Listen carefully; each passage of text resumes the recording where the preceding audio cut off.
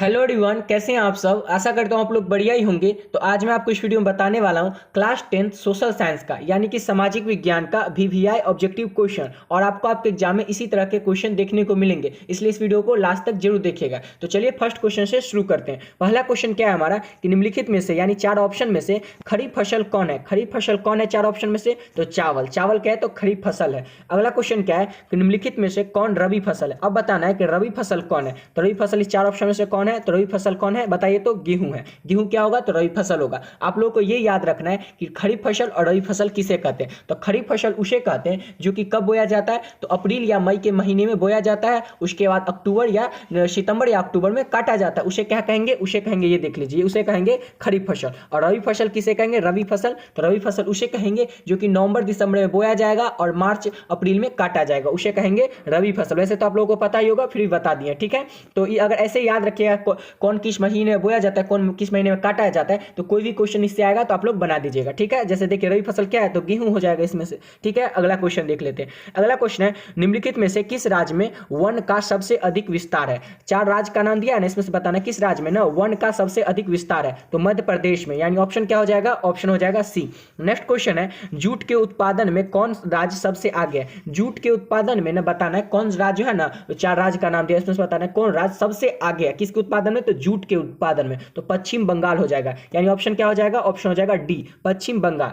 अगला क्वेश्चन है गेहूं के उत्पादन में सबसे आगे राज्य कौन सा है। गेहूं के उत्पादन में ना कौन राज्य सबसे आगे है? तो ये तो पता ही होगा आप लोग को, उत्तर प्रदेश जो है ये गेहूं के उत्पादन में सबसे आगे राज्य है, ठीक है, याद रखेंगे। अगला क्वेश्चन देख लेते हैं। और देखिए इस वीडियो में मैंने जैसे कि हिस्ट्री है, आपके सिविक्स है यानी पॉलिटिकल साइंस है, इकोनॉमिक्स है, ज्योग्राफी है, सभी के क्वेश्चन ऐड किए। ऐसे ही आपके एग्जाम में क्वेश्चन आपको देखने को मिलेंगे। अगर आप लोग सिर्फ यही वीडियो पूरा लास्ट तक देख लेते हैं, इसी से सारे के सारे क्वेश्चन आपके एग्जाम में जितने भी आएंगे वो आपको बन जाएंगे। क्यों? क्योंकि इसमें मैंने जितने भी क्वेश्चन आपके एग्जाम में आ सकते हैं उससे 5-6 गुना अधिक ही ऐड किया। जैसे आपके एग्जाम में क्वेश्चन कितने आएंगे? 80 आएंगे। और इस वीडियो में मैंने टोटल 500 से 550 क्वेश्चन ऐड किए, इसलिए वीडियो थोड़ा लंबा है, लेकिन आप लोग लास्ट तक जरूर देख लीजिएगा। अगर इतना देख लीजिएगा ना, इसके बाद आपको कुछ भी और भी वीडियो देखने की, कोई बुक या गेस्ट पेपर कुछ भी रिवीजन करने की जरूरत ही नहीं पड़ेगी। इसी से सारा आपका काम हो जाएगा, जितने भी क्वेश्चन आएंगे वो आपके बन ही जाएंगे, ठीक है।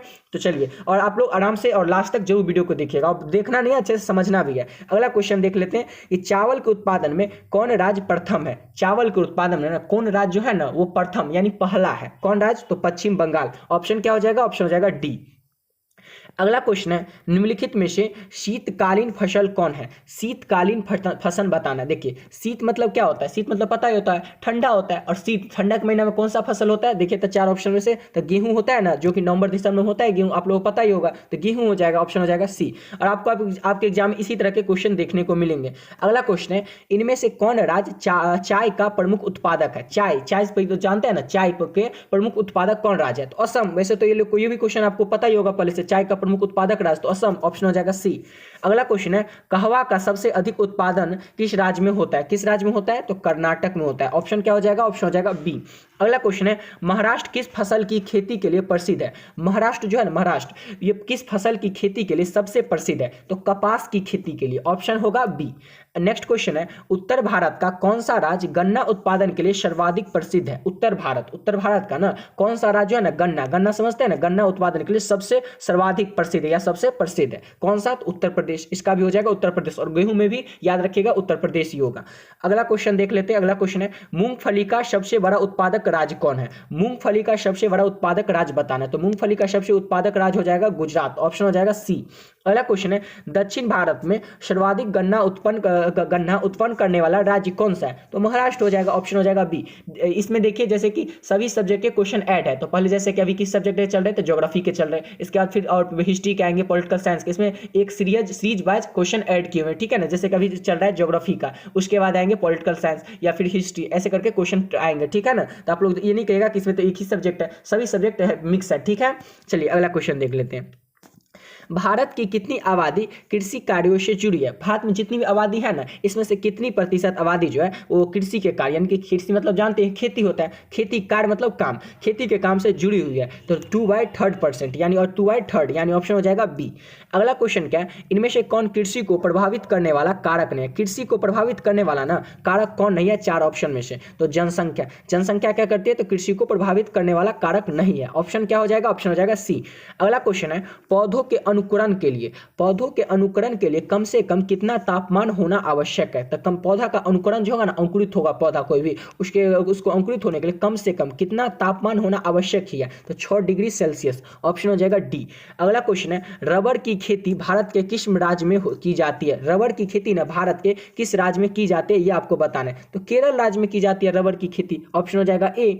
अगला क्वेश्चन देख लेते हैं, पूर्वोत्तर राज्य में स्थानांतरित कृषि को किस नाम से जाना जाता है? किस राज्य में? तो पूर्वोत्तर राज्य में ना स्थानांतरित कृषि को किस नाम से जाना जाता है? तो झूम नाम से, यानी ऑप्शन हो जाएगा बी, झूम नाम से। याद रखेंगे। अगला क्वेश्चन देख लेते हैं, झारखंड में स्थानांतरित कृषि को क्या कहा जाता है? झारखंड में ना स्थानांतरित कृषि को क्या कहा जाता है? तो कुड़वा कहा जाता है। क्या कहा जाता है? कुड़वा। कहाँ कहा जाता है? तो झारखंड में। किस चीज को कहा जाता है? तो स्थानांतरित कृषि को क्या कहा जाता है? कुड़वा। ऑप्शन हो जाएगा सी। अगला क्वेश्चन है, भारत में शुद्ध बोई गई भूमि कितना हेक्टर है? देखिए, भारत में ना शुद्ध बोई गई भूमि कितना हेक्टर है, ये आपको बताना है। कितना हेक्टर है? तो ये हो जाएगा 14 करोड़। ऑप्शन क्या हो जाएगा? ऑप्शन हो जाएगा सी। नेक्स्ट क्वेश्चन है, पंजाब में कितनी प्रतिशत भूमि कृषित भूमि है? कितनी प्रतिशत भूमि नहीं, यहाँ पर कृषित भूमि है। कितनी प्रतिशत? तो 84% भूमि जो पंजाब में, पंजाब जानते हैं ना, पंजाब में कृषि भूमि है। ठीक है, याद रखिएगा 84%। अगला क्वेश्चन है, निम्नलिखित में से कौन खरीफ फसल नहीं है? खरीफ फसल आपको बताए थे ना किस मंथ में हो, किस मंथ से किस मंथ तक होता है। अगर आप लोग वो समझ गए होंगे, उसके बाद आपको एग्जाम्पल देखेंगे और बता देंगे। गेहूं तो पता ही होगा, ठंड के महीने में होता है, नवंबर दिसंबर में होता है, तो ये क्या हो जाएगा? खरीफ फसल नहीं होगा। ऑप्शन हो जाएगा बी। देखिए, क्वेश्चन को अच्छे से पढ़िएगा एग्जाम में, खरीफ फसल कौन नहीं है, ठीक है, इसलिए अच्छे से क्वेश्चन को पढ़ के उसके बाद ही आंसर देना है।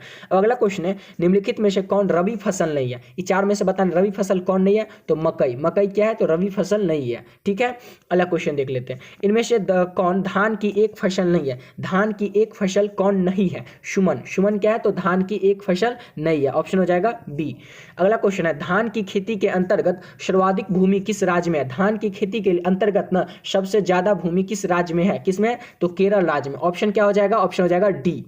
उसके बाद अगला क्वेश्चन है, बिहार में कुल कितने, यहाँ पर कुल होगा, बिहार में कुल कितने अधिसूचित क्षेत्र में वन का विस्तार है? बिहार में ना कुल, यहाँ पर कुल होगा, कुल कितने अधिसूचित क्षेत्र में वन का विस्तार है? कितने में? तो 6374 किलोमीटर में। ठीक है, याद रखिएगा। ऑप्शन हो जाएगा ए। उसके बाद अगला क्वेश्चन है, देखिए इसमें वीडियो में वही क्वेश्चन से बता रहा हूँ जो कि आपके एग्जाम के लिए इंपॉर्टेंट है, और आपके एग्जाम में इसी सब में से क्वेश्चन आएंगे। ठीक है, इंपॉर्टेंट क्वेश्चन ही बता रहा हूँ। ठीक है, चलिए अगला क्वेश्चन देख लेते हैं, बिहार में नहरों द्वारा सर्वाधिक सिंचाई किस जिले में होती है? बिहार में ना, बिहार तो जानते, बिहार अपना बिहार, इसमें नहर द्वारा सर्वाधिक सिंचाई किस जिले में होती है? नहर के द्वारा, तो रोहतास जिले में। ऑप्शन हो जाएगा सी। अगला क्वेश्चन देखिए कि बिहार में नहरों द्वारा सर्वाधिक सिंचाई किस जिले में होती है? तो ये रोहतास में, तो क्वेश्चन अभी देखे थे। अगला क्वेश्चन है, बिहार में कितने प्रतिशत क्षेत्र में खेती की जाती है? बिहार के ना कितने प्रतिशत क्षेत्र में खेती की जाती है? और ये बहुत ही ज्यादा इंपॉर्टेंट क्वेश्चन है। ठीक है, वीवीआई क्वेश्चन है, याद रखिएगा। बिहार में कितने प्रतिशत क्षेत्र में खेती की जाती है? कितने प्रतिशत में? तो 7%, 60 यानी 60% क्षेत्र में बिहार के खेती ही की जाती है। ऑप्शन हो जाएगा बी। अगला क्वेश्चन है, बिहार में जूट उत्पादन, बिहार के जूट उत्पादन में गिरावट हो रहा है, क्या हो रहा है? तो वृद्धि तो नहीं हो रही है, बिहार में जो जूट उत्पादन हो रहा था उसमें क्या हो रहा है? तो गिरावट हो रही है। ऑप्शन हो जाएगा बी। अगला क्वेश्चन है, संजय गांधी जैविक उद्यान किस नगर में स्थित है? ये भी क्वेश्चन बहुत ही ज्यादा इंपॉर्टेंट है, वीवीआई क्वेश्चन है, ये याद रखेंगे कि संजय गांधी जैविक उद्यान किस नगर में स्थित है? तो पटना नगर में स्थित है। कहाँ स्थित है संजय गांधी जैविक उद्यान? तो पटना में। ऑप्शन हो जाएगा सी। अगला क्वेश्चन है, कोसी नदी घाटी परियोजना का आरंभ हुआ। देखिए, कोसी नदी घाटी का परियोजना जो है, इसका आरंभ शुरुआत कब हुआ था? तो इसका शुरुआत हुआ था 1955 में। कब शुरुआत हुआ था? तो इसका शुरुआत हुआ था 1955 में। ऑप्शन क्या हो जाएगा? ऑप्शन हो जाएगा इसका डी, याद रखेंगे। अगला क्वेश्चन देख लेते हैं। अगला क्वेश्चन है, कांवड़ झील स्थित है, कौन सा झील? तो कांवड़ झील जो है ना, ये किस जिला में स्थित है, ये आपको बताना है। तो बेगूसराय जिला में स्थित है। जो लोग बेगूसराय से होंगे उनको तो पता ही होगा, कांवड़ झील है उनके बेगूसराय में स्थित। ठीक है, और बहुत सारे लोग तो होंगे ही बेगूसराय से। अगला क्वेश्चन है, इनमें से कौन गन्ना उत्पादक जिला नहीं है? गन्ना का उत्पादक जिला ना कौन नहीं है, इसमें से आपको बताना है। चार ऑप्शन दिया ना, इसमें से बताना है गन्ना का उत्पादक जिला कौन नहीं है। तो रोहतास क्या है? तो गन्ना का उत्पादक जिला नहीं है। ऑप्शन हो जाएगा डी।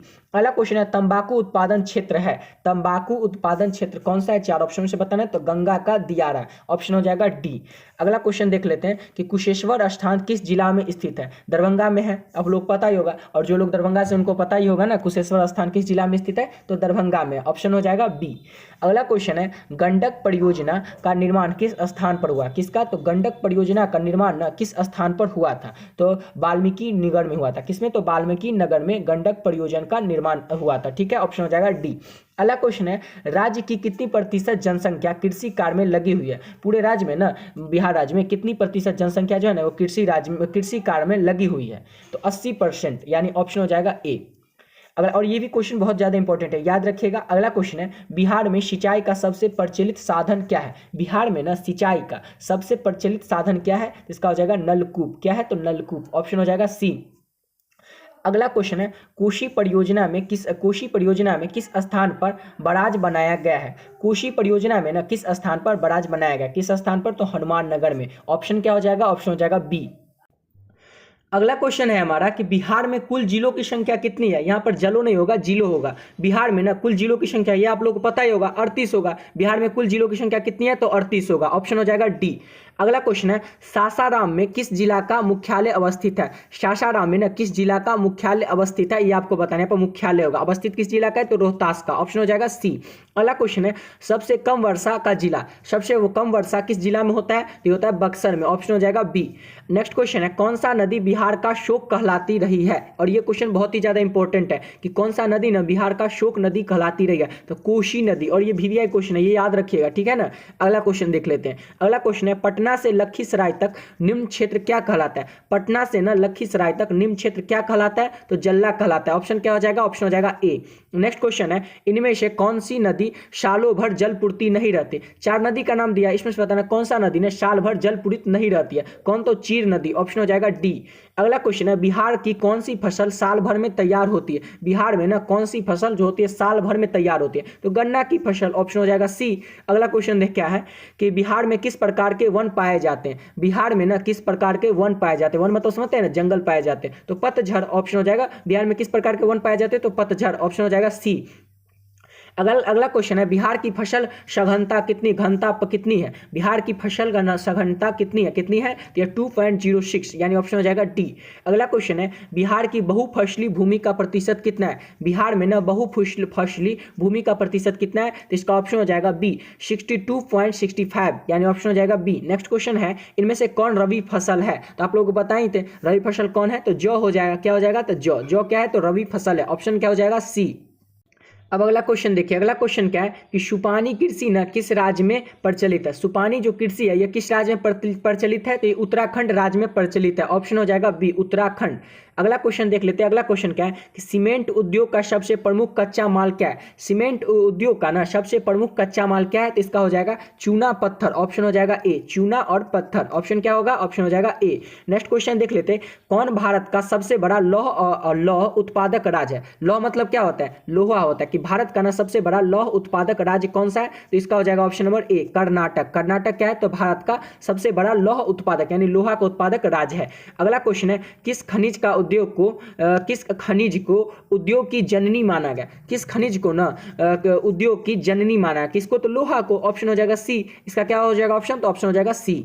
अगला क्वेश्चन है कि इनमें से कौन अत्याधुत खनिज का उदाहरण है? तो कौन उदाहरण है अत्याधुत खनिज का? तो इसका हो जाएगा ऑप्शन नंबर सी, अभ्रक। ऑप्शन क्या हो जाएगा? ऑप्शन हो जाएगा सी। नेक्स्ट क्वेश्चन देख लेते हैं, भारत में लगभग कितने प्रकार के खनिज पाए गए? भारत में ना कितने प्रकार के खनिज पाए गए हैं ये आपको बताने। तो 100 प्रकार के, भारत में लगभग 100 प्रकार के खनिज पाए गए हैं। ऑप्शन हो जाएगा बी। नेक्स्ट क्वेश्चन है, चरक का संबंध किस देश से था? और देखिए ये क्वेश्चन बहुत ही ज्यादा इंपॉर्टेंट है कि चरक का संबंध किस देश से था? ये किस देश से था? तो भारत देश से चरक का संबंध। ऑप्शन हो जाएगा सी। अगला क्वेश्चन है कि भारत के प्रथम तेल शोधक कारखाना कहां स्थित है? भारत का ना प्रथम मतलब पहला, भारत का पहला तेल शोधक कारखाना कहां स्थित है? तो ये स्थित है अपना बड़ौनी में। कहां पे? तो डिगबोई इसका हो जाएगा। ऑप्शन हो जाएगा इसका सी, डिगबोई में। कहां पे? तो डिगबोई में। डिगबोई में क्या है? तो भारत का प्रथम यानी पहला तेल शोधक कारखाना स्थित है।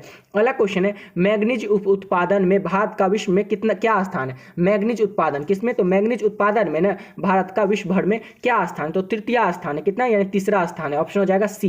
नेक्स्ट क्वेश्चन है कि मरुस्थलीय मृदा का विस्तार निम्न में से कहां हुआ था? किसका? तो मरुस्थलीय मृदा का विस्तार, 4 ऑप्शन दिया, इसमें से बताना है कि मरुस्थलीय मृदा का विस्तार निम्न में से कहां पर हुआ था? तो राजस्थान में हुआ था। ऑप्शन हो जाएगा बी, राजस्थान।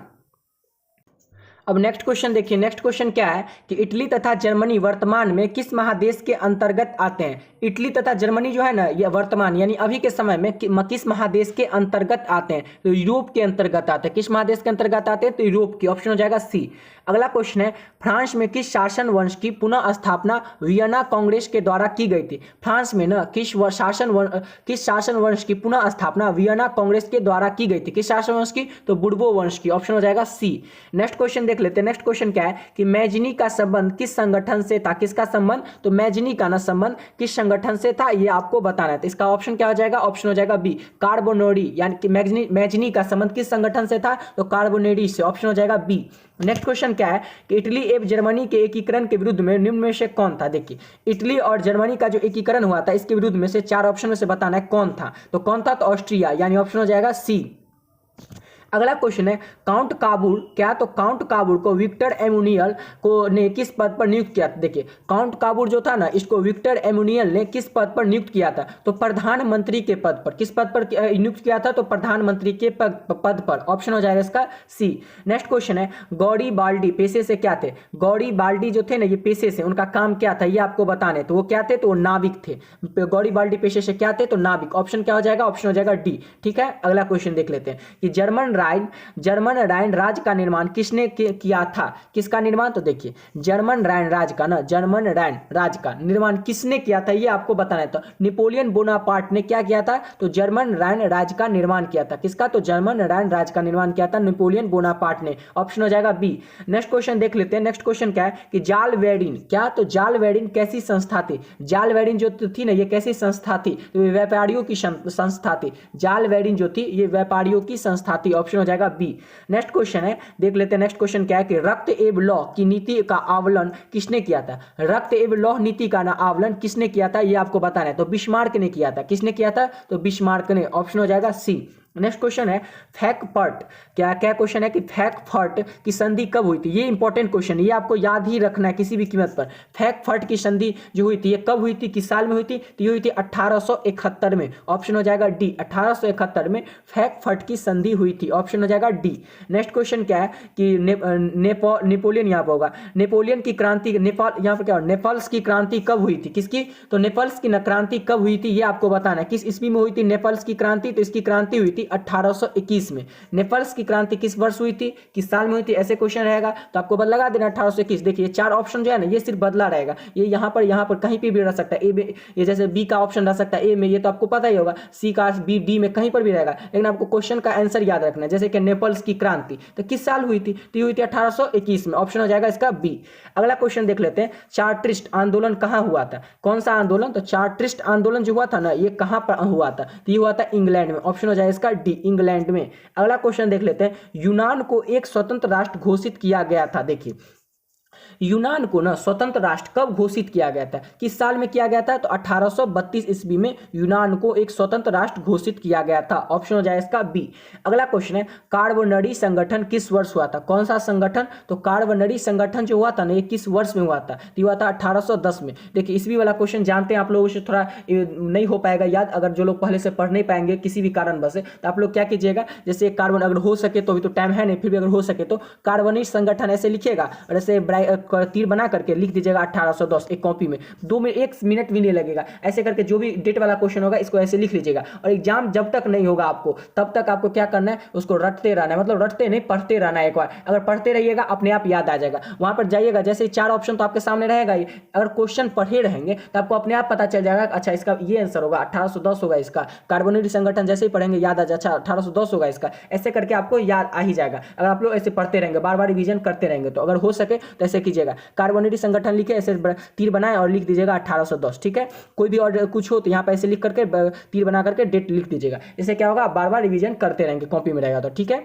चलिए अगला क्वेश्चन देख लेते हैं, एड्रियानोपुल क्या, तो एड्रियानोपुल की संधि कब हुई थी। एड्रियानोपुल की संधि कब हुई थी, तो 1829 में हुई थी। इस वीक में बताना है कि एड्रियानोपुल की संधि आप लोग ऐसे लिख लीजिएगा, एड्रियानोपुल लिखिएगा, संधि लिखिएगा और ऐसे तीर बना के लिख दीजिएगा 1829 कॉपी में, और रिवीजन करते रहिएगा। अगला क्वेश्चन है, एड्रियानोपुल की संधि किन दो देशों के बीच में हुई थी? ये तो समझ गए कब हुई थी। अब बताना है कि एड्रियानोपुल की संधि ना किन दो देश के बीच में हुई थी? तो ये हुई थी किस दो देश के बीच में? तो तुर्की तथा रूस के बीच में हुई थी। किस देश के बीच में एड्रियानोपुल की संधि हुई थी? तो तुर्की तथा रूस के बीच में हुई थी। ऑप्शन हो जाएगा ए। अगला क्वेश्चन है सेडान का युद्ध किन के बीच हुआ था? किसका युद्ध? तो सेडान का युद्ध ना किन के बीच हुआ था? किन दो देशों के बीच हुआ था? तो किसके बीच हुआ था? तो फ्रांस और पर्सा के बीच हुआ था। सेडान का युद्ध यानी फ्रांस और पर्सा के बीच। ऑप्शन हो जाएगा सी।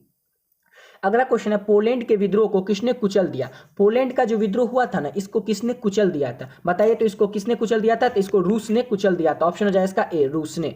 अगला क्वेश्चन देख लेते हैं कि सन 1870 में फ्रांस और पर्सा के बीच युद्ध कहाँ हुआ था? 1870 में ना फ्रांस और पर्सा के बीच युद्ध हुआ था। अब ये युद्ध कहाँ पर हुआ था? तो सेडान में हुआ था। ऑप्शन क्या हो जाएगा? ऑप्शन हो जाएगा इसका ए। अगला क्वेश्चन देखिए। अगला क्वेश्चन क्या कर रहा है कि गुटेनबर्ग का किसका? तो गुटेनबर्ग का जन्म किस देश में हुआ था? किसका? तो गुटेनबर्ग का जन्म ना किस देश में हुआ था? तो जर्मनी में हुआ था। गुटेनबर्ग का जन्म किस देश में हुआ था? तो जर्मनी में। ऑप्शन हो जाएगा इसका बी। अगला क्वेश्चन है गुटेनबर्ग ने सर्वप्रथम किस पुस्तक की छपाई की? गुटेनबर्ग ने सर्वप्रथम यानी सबसे पहले किस पुस्तक की छपाई की थी? तो बाइबल की। किसने? तो बाइबल की गुटेनबर्ग ने सबसे छपाई की थी सबसे पहले बाइबल की। ऑप्शन हो जाएगा इसका डी। अगला क्वेश्चन है भारतीय प्रेस का प्रारंभ यानी कि शुरुआत विलियम वोल्ट्स द्वारा कब किया गया था? देखिए इससे एक और क्वेश्चन का पता चलता है। भारतीय प्रेस का प्रारंभ मतलब कि इसकी शुरुआत किसने किया था? तो विलियम वोल्ट्स ने किया था। अब बताना कि किस ईस्वी में किया था? तो 1766 ईस्वी में भारतीय प्रेस का प्रारंभ यानी शुरुआत विलियम वोल्ट्स द्वारा किया गया था 1766 में। याद रखेंगे। अगला क्वेश्चन देख लेते हैं कि रूसो जो था ना यह कहाँ का दार्शनिक था? रूसो कहाँ का दार्शनिक था? तो रूसो जो था यह फ्रांस का दार्शनिक था। ऑप्शन हो जाएगा इसका ए, फ्रांस का। अगला क्वेश्चन है चीनी व्यक्ति पिनोग ने मिट्टी की मुद्रा कब बनाई? किसने? तो देखिए चीनी व्यक्ति पिनोग ने ना, जो ये चीनी व्यक्ति, चीन का व्यक्ति था पिनोग इसका नाम था, इसने मिट्टी की मुद्रा कब बनाई थी? किस ईस्वी में बनाई थी? तो 241 में। ऑप्शन हो जाए इसका बी। अगला क्वेश्चन क्या है 13वीं सदी में किसने ब्लॉक प्रिंटिंग के नमूने यूरोप में पहुंचाए? 13वीं सदी में ना किसने ब्लॉक प्रिंटिंग के नमूने यूरोप में पहुंचाए थे? तो मार्को पोलो ने पहुंचाए थे। ऑप्शन हो जाए इसका ए, मार्को पोलो। अगला क्वेश्चन देख लेते हैं कि हरिजन पत्रिका का प्रकाशन किसने आरंभ किया? आरंभ मतलब होता है शुरुआत। हरिजन पत्रिका, और ये क्वेश्चन बहुत ही ज्यादा इंपॉर्टेंट है, वीवीआई क्वेश्चन है, याद ही रखेंगे कि हरिजन पत्रिका का प्रकाशन किसने आरंभ यानी किसने शुरुआत की थी? किसने शुरुआत की थी? तो फिरोज शाह मेहता ने। किसने? तो फिरोज शाह मेहता ने हरिजन पत्रिका की शुरुआत की थी। ऑप्शन हो जाएगा इसका बी। अगला क्वेश्चन है भारतीय द्वारा, किसके द्वारा? तो भारतीयों के द्वारा प्रकाशित प्रथम समाचार पत्र था। भारतीयों के द्वारा ना प्रकाशित यानी प्रकाशित होने वाला प्रथम समाचार पत्र कौन सा था? तो बंगाल गजट। बंगाल गजट क्या था? तो भारतीय के द्वारा यानी भारतीय लोग के द्वारा प्रकाशित होने वाला प्रथम समाचार पत्र था। और ये भी क्वेश्चन बहुत ही ज्यादा इंपॉर्टेंट है, याद रखिएगा आप लोग कि भारतीयों के द्वारा प्रकाशित होने वाला प्रथम समाचार पत्र कौन सा? तो कौन सा था? तो बंगाल गजट था। ऑप्शन हो जाएगा इसका ए। अगला क्वेश्चन है मार्टिन लूथर कौन थे? मार्टिन लूथर जो है ना ये कौन थे? तो धर्म सुधारक थे। मार्टिन लूथर कौन थे? तो धर्म सुधारक थे। ऑप्शन हो जाएगा इसका डी। अगला क्वेश्चन देख लेते हैं। अगला क्वेश्चन क्या है इंग्लैंड में मुद्रण कला को पहुंचाने वाला कौन था? इंग्लैंड में मुद्रण कला को पहुंचाने वाला कौन था? उसका नाम बताना है। तो कैक्सटन था। देखिए इंग्लैंड में मुद्रण कला को पहुंचाने वाला का नाम बताना था, तो कैक्सटन था। ऑप्शन हो जाएगा इसका बी। अगला क्वेश्चन देख लेते हैं विश्व में सर्वप्रथम मुद्रण की शुरुआत कहाँ पे हुई थी? पूरे विश्व यानी पूरे वर्ल्ड में ना सर्वप्रथम यानी सबसे पहले मुद्रण की शुरुआत कहाँ पे हुई थी? किस जगह में हुई थी? तो चीन में हुई थी। कहाँ पे हुई थी? विश्व भर में सर्वप्रथम मुद्रण की शुरुआत ये हुई थी चीन में। ऑप्शन हो जाएगा इसका सी। अगला क्वेश्चन है महात्मा गांधी ने किस पत्र का संपादन किया? महात्मा गांधी ने ना किस पत्र का संपादन किया था ये आपको बताना है, और ये बहुत ही ज्यादा इंपॉर्टेंट है। जितना आप समझिए इंपॉर्टेंट उतना ही ज्यादा, जितना आप समझ सकते उतना समझ लीजिए, बहुत ही ज्यादा इंपॉर्टेंट है। यंग इंडिया वाला ये क्वेश्चन आता है हर साल, इसलिए याद रखिएगा। महात्मा गांधी ने किस पत्र का संपादन किया था? तो यंग इंडिया का। ऑप्शन हो जाएगा इसका बी। और ये याद करके जाइए, अभी के अभी याद कीजिए कि महात्मा गांधी ने किस पत्र का संपादन किया था? तो यंग इंडिया का। जिनको याद हो उनको तो अच्छी बात है, और जिनको याद नहीं हो वो लोग अभी याद कीजिए कि महात्मा गांधी ने किस पत्र का संपादन किया था? तो यंग इंडिया का। किसका? तो यंग इंडिया का। ऑप्शन हो जाए इसका बी। अगला क्वेश्चन है किस पत्र ने रातों रात वर्नाक्यूलर प्रेस एक्ट से बचने के लिए अपनी भाषा बदल दी? देखिए किस पत्र ने ना रातों रात मतलब रातों रात वर्नाक्यूलर प्रेस एक्ट से बचने के लिए अपनी भाषा बदल दी थी? तो अमृत बाजार पत्रिका ने। किसने? तो अमृत बाजार पत्रिका ने अपनी भाषा बदल दी थी। ठीक है, ऑप्शन हो जाए इसका सी। अगला क्वेश्चन है, किस देश की सिविल सेवा परीक्षा ने मुद्रित पुस्तक मतलब यानी सामग्रियों की मांग बढ़ाई। देखिए किस देश की सिविल सेवा परीक्षा ने ना मुद्रित पुस्तकों की मांग बढ़ाई थी, किसने, तो चीन ने। ऑप्शन हो जाए इसका सी, चीन। अगला क्वेश्चन देख लेते हैं, किसने कहा कि मुद्रण ईश्वर की दी हुई महानतम देन है, ये सबसे बड़ा तोहफा है। ये बात किसने कही थी, कौन सी बात, तो ये देखिए, मुद्रण ईश्वर की दी हुई महानतम देन है, सबसे बड़ा तोहफा है, ये बात किसने कही थी, ये लाइन किसने कहा था, तो ये कहा था मार्टिन लूथर ने। किसने, तो मार्टिन लूथर ने। ऑप्शन हो जाए इसका बी। अगला क्वेश्चन है, आजादी के बाद समाचार पत्र, आजादी के बाद, आजादी जब मिल गई तो उसके बाद समाचार पत्र आपत्तिजनक विषय अधिनियम कब पारित हुआ था। देखिए आजादी के बाद ना समाचार पत्र आपत्तिजनक विषय अधिनियम, ये जो था ना, ये किस वर्ष पारित हुआ था, तो ये हुआ था पारित 1951 में। कब हुआ था, तो 1951 में। ऑप्शन हो जाए इसका ए। अगला क्वेश्चन है, ये देखिए, ये भी बहुत ही ज्यादा इंपॉर्टेंट क्वेश्चन है कि कागज का आविष्कार किस देश में हुआ। कागज जो जानते लिखते हैं जिस पे आप लोग, तो कागज का आविष्कार ना किस देश में हुआ था, तो ये चीन में हुआ था। ऑप्शन हो जाए इसका ए। कागज का आविष्कार किस देश में हुआ था, तो चीन में हुआ था। ऑप्शन हो जाएगा ए। अगला क्वेश्चन है, एक्रार्डियन, क्या, तो एक्रार्डियन शैली में कौन सी पुस्तकें प्रकाशित हुई, कौन सी पुस्तकें प्रकाशित हुई, किसकी, तो चीनी पुस्तकें। ऑप्शन हो जाए इसका बी। क्वेश्चन क्या कर रहा था, फिर से समझ लीजिए कि एक्रार्डियन शैली में कौन सी पुस्तक का नाम बताना है जो प्रकाशित हुई थी, तो चीनी पुस्तक। ऑप्शन हो जाए इसका बी। अगला क्वेश्चन देख लीजिए कि वुड ब्लॉक छपाई की तकनीक सबसे पहले कहाँ विकसित हुई थी, किसकी, तो वुड ब्लॉक छपाई की तकनीकी जो थी ना, यह सबसे पहले कहाँ पर विकसित हुई थी, तो चीन में भी हुई थी। चीन में ज्यादा कुछ हुआ इसलिए याद रखिएगा। अगला क्वेश्चन है, छपाई सबसे पहले किस देश में आरंभ हुई थी, तो देखिए अधिकतर में चीन, जैसे कागज का जितना भी रिलेटेड होगा ना क्वेश्चन, उसमें चीन का नाम ही याद रखिएगा कि जैसे छपाई का सबसे पहले किस देश में शुरुआत हुई थी, तो चीन में हुई थी। ठीक है, अगला क्वेश्चन देख लीजिए, एक पेशिया मैगजीन किस देश में प्रकाशित हुआ था, इंग्लैंड में। किसमें, तो एक पेशिया मैगजीन जो था ना, एक पेशिया मैगजीन, ये नाम है, तो ये किस देश में प्रकाशित हुआ था, तो इंग्लैंड में। किसमें, तो इंग्लैंड में। ऑप्शन हो जाएगा इसका सी।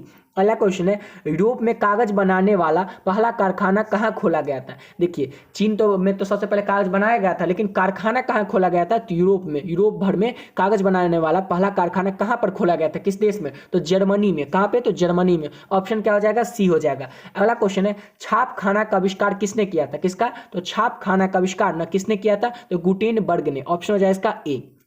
अगला क्वेश्चन क्या है, बेलांकर प्रेस का आविष्कार किसने किया था, किस प्रेस का, तो बेलांकार प्रेस का आविष्कार किसने किया था, तो रिचर्ड एम हो ने। देखिए बेलांकर प्रेस का आविष्कार बताना है किसने किया था, उसका नाम बताना है, तो रिचर्ड एम ने किया था। ऑप्शन हो जाए इसका सी।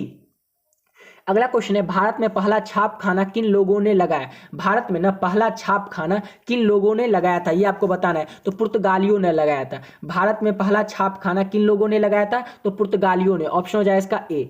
अगला क्वेश्चन है, भारत में पहला छाप खाना पहली बार कहाँ खोला गया था। देखिए इस सबसे भी छाप खाना वाला जितने भी क्वेश्चन, इससे 3-4 क्वेश्चन ऑब्जेक्टिव आपके एग्जाम में देखने को मिलेंगे, इसलिए अच्छे से देखिएगा। भारत में छाप खाना पहली बार कहाँ खोला गया था, तो गोवा में। ऑप्शन हो जाए इसका बी। अगला क्वेश्चन है, निम्नलिखित में से गुलामगिरी के लेखक कौन है। ये भी क्वेश्चन बहुत ही ज्यादा इंपॉर्टेंट है, वीवीआई क्वेश्चन है। जो क्वेश्चन बता रहे हैं वीवीआई, उसको तो आपको रट के ही जाना है, रट के नहीं हो, जैसे आप समझ के हो, रट के हो, जैसे वैसे करके एग्जाम में जाना है कि गुलामगिरी के लेखक कौन है, तो ज्योतिबा फुले। देखिए गुलामगिरी के लेखक कौन है ये आपको बताना है, तो ज्योतिबा फुले, याद रखेंगे। ऑप्शन हो जाएगा सी। अगला क्वेश्चन है, भारत में पहला समाचार पत्र किसने प्रकाशित किया। भारत में ना पहला समाचार पत्र किसने प्रकाशित किया था, उसका नाम बताना है, तो विलियम वोल्ट्स ने। भारत में पहला समाचार पत्र प्रकाशित किया था विलियम वोल्ट्स ने। ऑप्शन हो जाए इसका ए।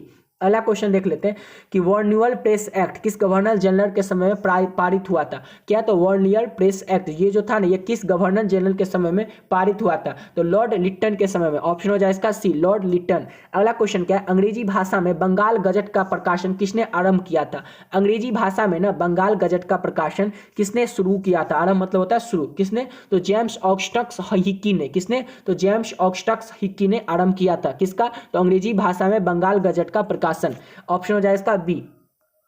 अगला क्वेश्चन है, पिकविक पेपर्स उपन्यास किसने लिखा। ये भी बहुत ज्यादा इंपॉर्टेंट क्वेश्चन है, याद रखिएगा कि पिकविक पेपर्स, क्या, तो पिकविक पेपर्स जो ये उपन्यास है ना, ये किसने लिखा है, तो चार्ल्स डिकेंस ने लिखा है। अभी तो ये आप लोग पढ़ ही लीजिए, क्लास 12th में जाएगा तो अगर हिस्ट्री लीजिएगा तो उसमें भी रहेगा, और अगर आप लोग इंग्लिश लीजिएगा तो स्टोरी ऑफ इंग्लिश एक पोर्सन है, उसमें भी ये क्वेश्चन आएगा, इसलिए याद रखिएगा पिकविक पेपर जो उपन्यास है ये किसने लिखा है, तो चार्ल्स डिकन ने। ऑप्शन हो जाएगा इसका डी। अगला क्वेश्चन है, देसी भाषा में भारतीयों द्वारा प्रकाशित पहला समाचार पत्र कौन था।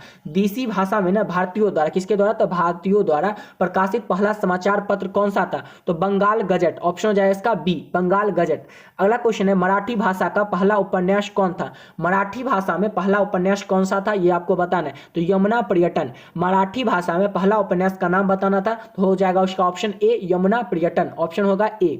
नेक्स्ट क्वेश्चन है संवाद कौमुदी। क्या? तो संवाद कौमुदी का प्रकाशन किस भाषा में हुआ था? किसका? तो संवाद कौमुदी का प्रकाशन बताने किस भाषा में हुआ था, किस लैंग्वेज में हुआ था? तो बांग्ला भाषा में हुआ था। ऑप्शन हो जाए इसका बी। नेक्स्ट क्वेश्चन है बंकिम चंद्र चट्टोपाध्याय का पहला उपन्यास कौन सा था? तो ये भी आपको याद रखना है, दुर्ग नंदिनी, दुर्गेश नंदिनी। क्या है? बंकिम चंद्र चट्टोपाध्याय का पहला उपन्यास बताना है। तो क्या हो जाएगा ऑप्शन? ऑप्शन हो जाएगा इसका C, Durgesh Nandini. Option C. Next question क्या है निम्नलिखित समाचार पत्रों में सबसे अधिक प्रतिक्रियावादी कौन था? चार नाम दिया हुआ है ना, इसमें से बताना है निम्नलिखित समाचार पत्रों में सबसे अधिक प्रतिक्रियावादी कौन था? कौन था प्रतिक्रियावादी सबसे ज्यादा? तो इंग्लिश मैन। ऑप्शन हो जाए इसका डी। क्वेश्चन करा था समाचार पत्रों में ना सबसे अधिक प्रतिक्रियावादी कौन था? इसका ऑप्शन हो जाएगा D, English man. Next question देख लेते हैं। नेक्स्ट क्वेश्चन क्या है कि मेरा बचपन और मेरा विद्यालय नामक पुस्तक किसने लिखा है? मेरा बचपन और मेरा विद्यालय ये जो पुस्तक है ना ये किसने लिखा है? तो मैक्सिम गोकी ने। किसने? तो मैक्सिम गोकी ने। ऑप्शन हो जाए इसका ए। नेक्स्ट क्वेश्चन देख लेते हैं। नेक्स्ट क्वेश्चन क्या है आरंभिक मानव अपने भावों की अभिव्यक्ति किस माध्यम से करता था? आरंभिक यानी शुरुआत के जो मानव थे ना वो अपने भाव, अपना जो भाव होता है ना अंदर का, वो अभिव्यक्ति उसका व्यक्त कैसे करते थे, किस माध्यम से करते थे? तो चित्र बनाकर। मतलब शुरुआत के जो लोग थे ना वो चित्र बनाकर अपनी बात कहते थे। ठीक है, समझ गए। अगला क्वेश्चन देख लेते हैं। अगला क्वेश्चन है अमृत बाजार पत्रिका का प्रकाशन किसने आरंभ किया था? अमृत बाजार पत्रिका का प्रकाशन किसने आरंभ मतलब होता है शुरू किया था? किसने शुरू किया था? तो मोतीलाल घोष ने। किसने? तो मोतीलाल घोष ने अमृत बाजार पत्रिका का प्रकाशन किया था। ऑप्शन हो जाएगा इसका डी। अगला क्वेश्चन है ब्लॉक प्रिंटिंग का चलन किसने आरंभ किया? किसका? तो देखिए ब्लॉक प्रिंटिंग का चलन ना किसने आरंभ, आरंभ मतलब क्या होता है शुरुआत। ब्लॉक प्रिंटिंग का चलन किसने शुरू किया था? किसने शुरू किया था? तो अक्षरों की छाप बनाने के लिए। किस लिए शुरू किया गया था? तो अक्षरों की छाप बनाने के लिए। ऑप्शन हो जाएगा इसका सी, ब्लॉक प्रिंटिंग का चलन किसके लिए आरंभ हुआ था? तो अक्षरों को छाप बनाने का। ऑप्शन हो जाएगा सी। अगला क्वेश्चन देखिए। अगला क्वेश्चन क्या है हमारा कि वैज्ञानिक समाजवाद का जनक ना किसे माना जाता है? तो कार्ल मार्क्स को माना जाता है। किसको? तो वैज्ञानिक समाजवाद का जनक माना जाता है कार्ल मार्क्स को। ऑप्शन हो जाए इसका डी। अगला क्वेश्चन क्या है कि लाल सेना का गठन किसने किया था? किस सेना का? तो लाल सेना का गठन किसने किया था? तो किसने किया था? तो टॉर्स्की ने किया था। लाल सेना का गठन किसने किया था ये आपको बताना है। ये किया था लाल सेना का गठन टॉर्स्की ने। किसने? तो टॉर्स्की ने। ऑप्शन हो जाए इसका सी। अगला क्वेश्चन देख लेते हैं कि रूस में कहा? तो रूस में कृषक दास का प्रथा का अंत कब हुआ था? रूस में ना ये आपको बताना है कि रूस में जो है कृषक दास प्रथा का अंत किस ईस्वी में हुआ था? किस ईस्वी में हुआ था? तो 1861 में हुआ था। ऑप्शन हो जाए इसका ए, 1861। अगला क्वेश्चन है कम्युनिस्ट मैनिफेस्टो का प्रकाशन किस वर्ष हुआ था? किसका? तो कम्युनिस्ट मैनिफेस्टो का ना प्रकाशन किस वर्ष हुआ था ये आपको बताना है। तो ये हुआ था 1848 में। कम्युनिस्ट मैनिफेस्टो का प्रकाशन हुआ था 1848 ईस्वी में। ऑप्शन क्या हो जाएगा? ऑप्शन हो जाएगा इसका बी।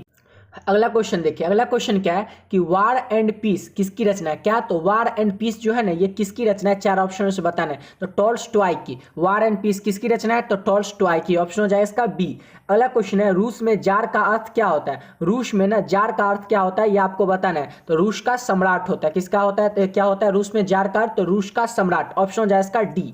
अगला क्वेश्चन देख लेते हैं। अगला क्वेश्चन क्या है कि कार्ल मार्क्स का जन्म कहाँ हुआ था? ये तो बहुत ही ज्यादा इंपॉर्टेंट क्वेश्चन है, याद ही रखना है कि कार्ल मार्क्स का जन्म कहाँ हुआ था। ये वीवीआई क्वेश्चन है। तो इंग्लैंड में जर्मनी में हुआ था कार्ल मार्क्स ने। तो कार्ल मार्क्स का जन्म हुआ था जर्मनी में। कार्ल मार्क्स का जन्म कहाँ पे हुआ था? तो जर्मनी में। ऑप्शन हो जाएगा बी। और ये बहुत ही ज्यादा इंपॉर्टेंट है, याद रखिएगा। कार्ल मार्क्स का जन्म जैसे ही पूछे कहीं भी कोई ऑप्शन है आपको याद रखना है कार्ल मार्क्स का जन्म जर्मनी।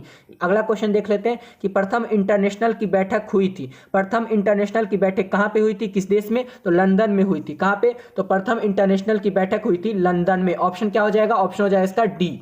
अब अगला क्वेश्चन देखिए। अगला क्वेश्चन है प्रथम इंटरनेशनल की स्थापना किस वर्ष हुई थी? बैठक तो समझ गए, प्रथम इंटरनेशनल की बैठक हुई थी लंदन में। अब स्थापना किस वर्ष हुई थी, किस साल में हुई थी? तो 1864 में प्रथम इंटरनेशनल की स्थापना हुई थी। ऑप्शन हो जाए इसका ए। अगला क्वेश्चन है साम्यवादी शासन का पहला प्रयोग कहाँ हुआ था? किसका? तो साम्यवादी शासन का ना पहला प्रयोग कहाँ पे हुआ था ये आपको बताना है। कहाँ पे हुआ था? तो इसका ऑप्शन हो जाए इसका ए कि साम्यवादी शासन का पहला प्रयोग हुआ था रूस में। कहाँ पे हुआ था? तो रूस में। अगला क्वेश्चन है चेका क्या था? चेका जो है ना ये क्या था? तो ये क्या था? ये था पुलिस दास था। चे का क्या था, तो पुलिस दस्ता था। ऑप्शन हो जाएगा इसका बी। अगला क्वेश्चन क्या है, नामांकित यानी 4 ऑप्शन में से कौन यूरोपियन समाजवादी नहीं था। 4 ऑप्शन दिया हुआ है, इसमें से बताना है कि कौन ना यूरोपियन समाजवादी नहीं था, तो कार्ल मार्क्स हो जाएगा। ऑप्शन हो जाएगा इसका सी। नेक्स्ट क्वेश्चन है, बोल्शेविक क्रांति कब हुई थी। ये क्वेश्चन अभी भी पूछ सकता है, 10th में तो पूछेगा, 12th में भी ये क्वेश्चन अगर जो लोग हिस्ट्री लेंगे उनका रहेगा कि बोल्शेविक क्रांति कब हुई थी, तो ये हुई थी नवंबर 1917 में। बोल्शेविक क्रांति कब हुई थी, तो नवंबर 1917। ऑप्शन हो जाएगा इसका बी। अगला क्वेश्चन है, लेनिन की मृत्यु। लेनिन की मृत्यु ना, देखिए ये क्वेश्चन अभी पूछ रहा है, लेनिन अगर क्लास 12th में जाएगा, हिंदी तो रहेगा ही, कोई भी सब्जेक्ट लीजिएगा तो हिंदी तो रहेगा ही, उसमें भी ये क्वेश्चन रहेगा हिंदी में कि लेनिन की मृत्यु कब हुई थी। ठीक है, तो लेनिन की मृत्यु हुई थी 1924 में। ठीक है, याद रखेंगे लेनिन की मृत्यु 1924। अगला क्वेश्चन है, अंतरराष्ट्रीय महिला दिवस कब मनाया जाता है। ये तो सबको पता होगा कि अंतरराष्ट्रीय महिला दिवस मनाया जाता है 8 मार्च को। कब मनाया जाता है महिला दिवस, तो 8 मार्च को। ऑप्शन हो जाएगा डी। अगला क्वेश्चन है, ब्रेस्ट लिटोवस्क की संधि किन दो देशों के बीच हुई थी। किसकी संधि, तो देखिए ब्रेस्ट लिटोवस्क की संधि ना, ये किन 2 देश के बीच हुई थी, उस देश का नाम बताना है। तो ये संधि हुई थी रूस और जर्मनी के साथ। दो देश के नाम बताना था ना, तो रूस और जर्मनी के साथ हुई थी ये संधि। कौन सी संधि, तो संधि का नाम देख लीजिए, क्या संधि का नाम है, तो ब्रेस्ट लिटोवस्क। देखिए ब्रेस्ट लिटोवस्क संधि जो है ना, ये किन 2 देश के बीच हुई थी, 2 देश के बीच में हुई थी। कौन 2 देश थे, तो रूस और जर्मनी। ठीक है, याद रखेंगे। अगला क्वेश्चन है, रूस का पहला समाजवादी कौन था। रूस का ना प्रथम या फिर पहला समाजवादी कौन था, तो प्लेखनोवा। देखिए रूस का पहला समाजवादी का नाम बताना है कौन था, तो इसका ऑप्शन हो जाएगा बी, प्लेखनोव। ऑप्शन हो जाएगा इसका बी, प्लेखनोव। अगला क्वेश्चन देख लेते हैं। अगला क्वेश्चन क्या है, कार्ल मार्क्स का जन्म किस वर्ष हुआ था। कार्ल मार्क्स वाला जितना क्वेश्चन है ये आपको याद ही रखना है कि कार्ल मार्क्स का जन्म किस देश में हुआ था, कहां पे हुआ था। तो कार्ल मार्क्स का, जैसे ये क्वेश्चन है, कार्ल मार्क्स का जन्म किस वर्ष हुआ था, किस साल में हुआ था, तो 1818 में हुआ था कार्ल मार्क्स का जन्म। ऑप्शन हो जाएगा इसका बी। अगला क्वेश्चन है, राष्ट्रपुतिन कौन था। कौन, तो राष्ट्रपुतिन जो था ना, ये कौन था, ये एक था क्या, भ्रष्ट पादरी था। देखिए राष्ट्रपुतिन जो था ना, ये कौन था, तो भ्रष्ट पादरी था। ऑप्शन हो जाएगा इसका ए। अगला क्वेश्चन क्या है कि लेनिन ने ब्रेस्ट लिटोवस्क की संधि किस राष्ट्र के साथ की थी। तो देख पढ़े थे, पहले क्वेश्चन आया था ना ये कि लेनिन नहीं था, लेकिन ब्रेस्ट लिटोवस्क की संधि किस 2 देशों के बीच हुई थी, ये तो पढ़ लेते। तो इसमें पूछ रहा है कि लेनिन ने ना, किसने, तो लेनिन ने ब्रेस्ट लिटोवस्क की संधि किस राष्ट्र के साथ की थी, तो जर्मनी के साथ की थी। ऑप्शन हो जाएगा इसका सी। और ये क्वेश्चन याद रखिएगा कि लेनिन की मृत्यु कब हुई थी, ये बहुत ही ज्यादा इंपॉर्टेंट है, 1924 में। अगला क्वेश्चन देख लेते हैं। अब अगला क्वेश्चन देखिए, अगला क्वेश्चन क्या है कि गांधी जी ने ना दांडी यात्रा किस तिथि को आरंभ की थी। ये बताना है कि गांधी जी ने ना दांडी की यात्रा किस तिथि, किस डेट से शुरुआत की थी। तो 12 मार्च 1930 से गांधी जी ने दांडी यात्रा किस तिथि से आरंभ की थी, किस डेट से, तो 12 मार्च 1930 से गांधी जी ने दांडी यात्रा शुरू की थी। ऑप्शन हो जाएगा इसका सी। अगला क्वेश्चन है, गांधी जी ने असहयोग आंदोलन की शुरुआत कब की थी। गांधी जी ने असहयोग आंदोलन की शुरुआत कब की थी, तो 1 अगस्त 1920 से गांधी जी ने असहयोग आंदोलन की शुरुआत की थी। ऑप्शन हो जाएगा सी। नेक्स्ट क्वेश्चन है, गांधी जी ने सवर्णीय अवज्ञा आंदोलन की आरंभ किस कार्य से किया था। गांधी जी ने ना सवर्णीय अवज्ञा आंदोलन का आरंभ यानी शुरुआत किस काम के लिए किया था, किस लिए किया था, तो दांडी यात्रा के द्वारा किया था। किसके द्वारा किया था, तो दांडी यात्रा के द्वारा गांधी जी ने सवर्णीय अवज्ञा आंदोलन का आरंभ किया था। ऑप्शन हो जाएगा इसका सी। अगला क्वेश्चन है, निम्नलिखित में से किस समझौता को दिल्ली समझौता के नाम से जाना जाता है। 4 ऑप्शन दिया हुआ है, इसमें से बताना है कि 4 ऑप्शन में से किस समझौता को दिल्ली समझौता के नाम से जाना जाता है। तो गांधी इरविन समझौता को, किसको, तो गांधी इरविन समझौता को दिल्ली समझौता के नाम से भी जाना जाता है। ऑप्शन हो जाए इसका ए। अगला क्वेश्चन है, इंडियन नेशनल कांग्रेस का संस्थापक किसे माना जाता है। ये तो बहुत ही ज्यादा इंपॉर्टेंट है, आप लोगों को पता होगा, ये VVI क्वेश्चन है, याद रखेंगे कि इंडियन नेशनल कांग्रेस का संस्थापक किसे माना जाता है। तो A.O. ह्यूम को। देखिए इंडियन नेशनल कांग्रेस का संस्थापक किसे माना जाता है, तो A.O. ह्यूम को। ऑप्शन हो जाए इसका डी। अगला क्वेश्चन है, आर्स एक्ट किसने लागू किया था। आर्स एक्ट किसने लागू किया था, तो लिट्टन ने। किसने, तो लिट्टन ने। देखिए आर्स एक्ट बताना है किसने लागू किया था, तो लिट्टन ने। ऑप्शन हो जाएगा सी। अगला क्वेश्चन है, लखनऊ समझौता किस वर्ष हुआ था। लखनऊ समझौता जो है ना, ये किस साल में हुआ था, ये आपको बताना है। तो ये हुआ था 1916 में। लखनऊ समझौता किस वर्ष हुआ था, तो 1916 में। ऑप्शन हो जाएगा इसका ए। अगला क्वेश्चन है, रॉलेट एक्ट क्यों पारित किया गया। रॉलेट एक्ट जो था ना, ये रॉलेट एक्ट ये क्यों पारित किया गया था, तो क्रांतिकारी गतिविधियों पर अंकुश लगाने के लिए। रॉलेट एक्ट क्यों पारित किया गया था, तो क्रांतिकारी गतिविधि पर अंकुश लगाने के लिए रॉलेट एक्ट को पारित किया गया था। ऑप्शन हो जाए इसका ए। अगला क्वेश्चन है निम्नलिखित। निम्नलिखित मतलब 4 ऑप्शन में से ही बताना है कि किसका नाम बादशाह खान या सीमांत गांधी है। देखिए बादशाह खान नहीं भी रह सकता है और क्वेश्चन में, लेकिन ऐसे जरूर रह सकता है। निम्नलिखित में से किसका नाम सीमांत गांधी है, तो याद रखिएगा खान अब्दुल गफ्फार खां का। देखिए खान अब्दुल गफ्फार खां का नाम क्या है, तो बादशाह खान या सीमांत गांधी है। सीमांत गांधी ज्यादा याद रखिएगा, बादशाह खान कभी कभी आता है लेकिन सीमांत गांधी अधिकतर आता रहता है कि किसका नाम सीमांत गांधी है, तो याद रखिएगा खान अब्दुल गफ्फार खां को। ऑप्शन हो जाएगा ए।